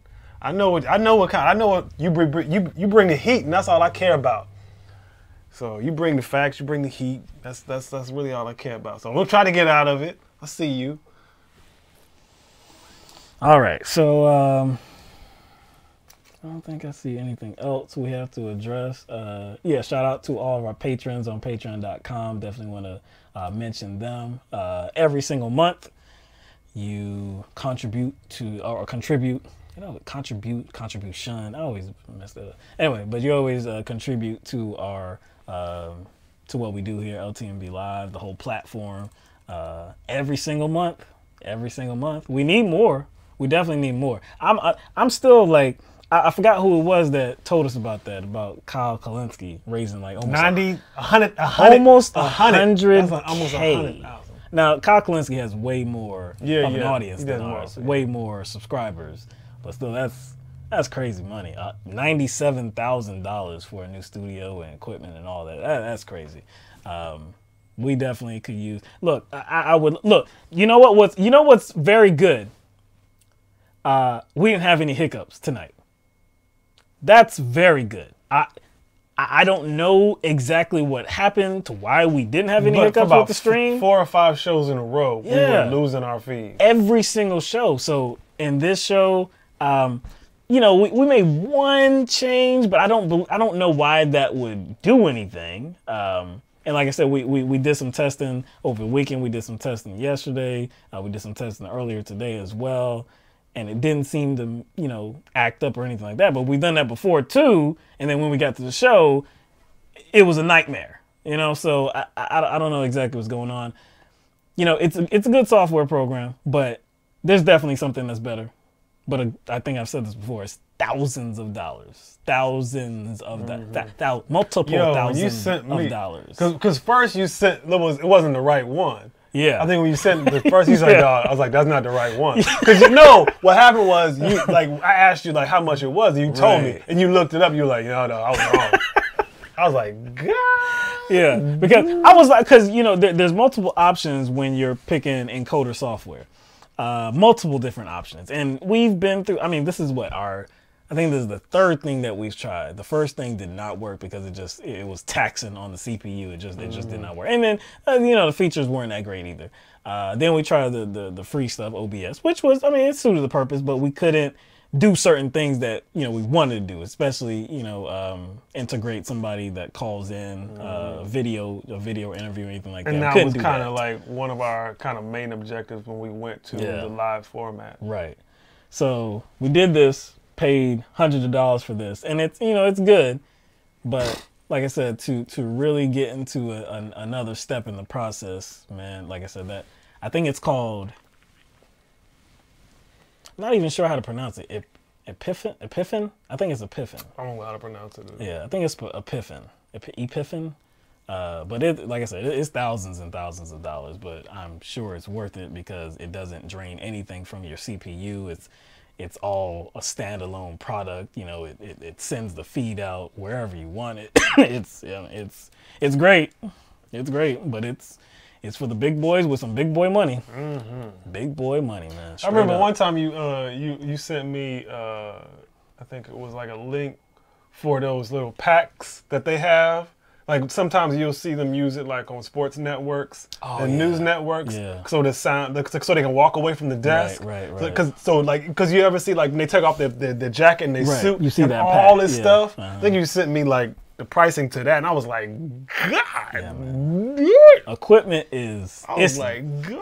Equipment is no joke, man. Before, because we did make some changes before. I think you remember that. I think we were gone for 3-4 weeks, and we had to order some equipment. Had to, got the mixer, got all this, got all this stuff. And at first we were trying to get wireless mics, wireless, lapel mics. And then I was like, well, hold on, man.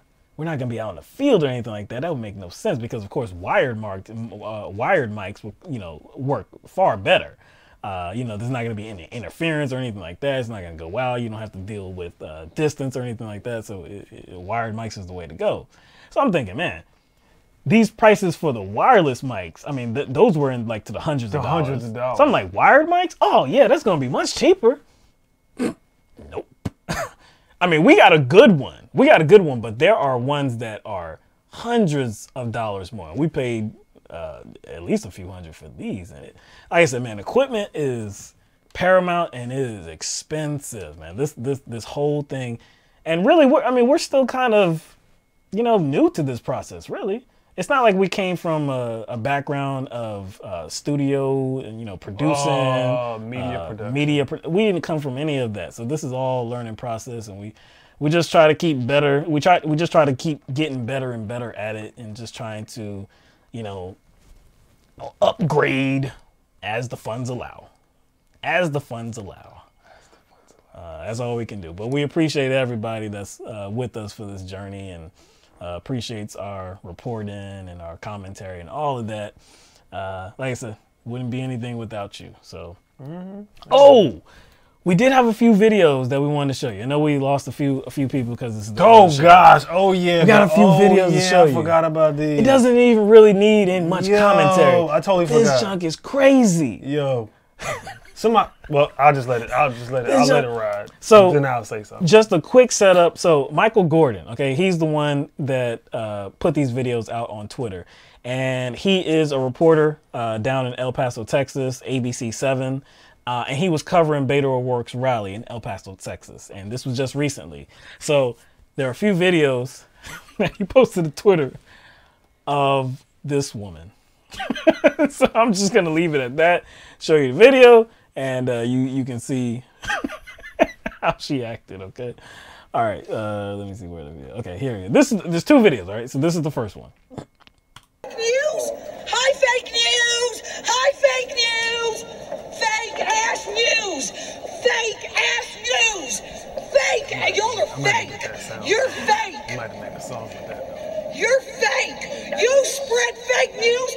You should be ashamed of yourself. You should be ashamed of yourself. Testing 5, 4, 3, 2, 1. 5 through. Can you hear them in your ear over there? Okay, 2020. Trump 2020. All right, so that's the first video. Okay, so this is the second one. Get the fuck out of my face, fake news, bitch.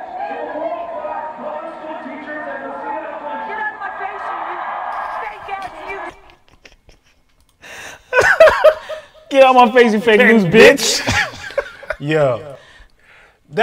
I love that. It's one of those situations where, like, what she is trying to accomplish is actually doing the opposite. Because that junk is funny to me. That is hilarious. That's hilarious, though. That's like, it may be annoying, but it's mad fun. See, look, I partly understand where she's coming from. Like, if you have a feeling about the media, and I think anybody that's been paying attention, you have certain feelings about the media, especially when they ignore important issues. They don't cover them. They pay attention to other issues that are constantly talked about over and over again. And then when they get into the analysis, I don't know.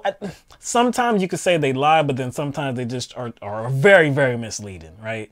And just ignore information that you need to have if you're going to make, or if you're going to come to an informed opinion about it, right? So I understand her anger about the media, but this is all on the current administration that's in right now, because that's Trump's whole narrative. Fake news, everything is fake. And I would never go as far as to say that CNN is fake news, MSNBC is fake news. I wouldn't even say Fox News is fake news, because I've seen multiple reports throughout the years from Fox News that it's straight up reporting. Now, when you get to the analysis, that's where you have a problem, and especially with Fox News, as I'm concerned, that's a significant problem. On the other channels, it's a problem, but on Fox News, oh man, they do the most. But to say that something is fake news is that you're not living in reality. But her, like, fake news, bitch. I mean, I'm like, wow, man. Like, this is what Trump has bred. Well, see, I think, like, the whole kind of fake news phenomenon is a distraction. I think it's a distraction. What he has done, he's weaponized the distrust that people do have for the media. And it's legitimate distrust, but what he has done is weaponize it in a way to use it for his own purposes, not to kind of like offer a legitimate alternative, because that's not what he wants. He just wants media that gratifies himself and his agenda and who he is as a person. So it's like it's almost like he's channeling something that's right, but in the wrong way. This is classic demagoguery. You know what I'm saying? It's just classic he's demagoguery. just weaponizing it. That's all. So it's like, and I think as a consequence, like this woman, if you look at her actions, this is a fucking distraction. She actually thinks she's out doing something. Yeah. So she's fighting against Trump the fake news. She's fighting. Yeah. So Trump created this distraction for people, and it's like off of a legitimate grievance, but he's channeling it in a very negative way, and now these people are thinking they're doing something or making a difference, and kind of harassing reporters and random reporters. He just like you don't know how he reports specifically, so you don't know what kind of perspective or analysis he has, and he's just a reporter. He's just on site, so it's like he's just capturing images and footage, and it's just interesting because, like, while she's out here yelling at reporters with a damn sign, Trump is doing all he can, and his administration is doing all they can to make life harder for her and her children. This is a low-level reporter. You know, this isn't a Don Lemon. This isn't a Jake Tapper or anybody like that. This is a local station in El Paso, Texas, that's just doing some covering of Beto O'Rourke's rally. And of course, you're going to have some Trump supporters there and wearing the MAGA hats and screaming fake news. But like, your target is misplaced. I mean, if there's a rally, of course, Trump is going to make mention of CNN, all the fake news back there, and they're misleading people and blah, blah, blah. He always does that at every single rally. He never misses an opportunity to do that. I mean, it would seem like, hey, if you want to target somebody, target the big boys. Like, target media that reaches every single corner of the United States. Like, target them. If you want to do something, if you want to feel like you're doing something, why don't you do that? A local reporter, who I've never heard of Michael Gordon before. Of course I've never heard of Michael Gordon because he's stationed in El Paso, Texas. So I don't even know if this woman has heard of Michael Gordon before either. She just sees she saw a camera, and a mic. It's ridiculous, man. Like, it's funny. It's real funny, but it's sad that the demagogue that Trump is, man, he's facilitating all these types of behaviors and attitudes, and it's too much. It's too much, man. It's way too much. All right, man. We're gonna get out of here. We're gonna be back on Thursday, same time, 7 p.m. Eastern Standard Time. Thank you for everybody that called in, joined us for this program.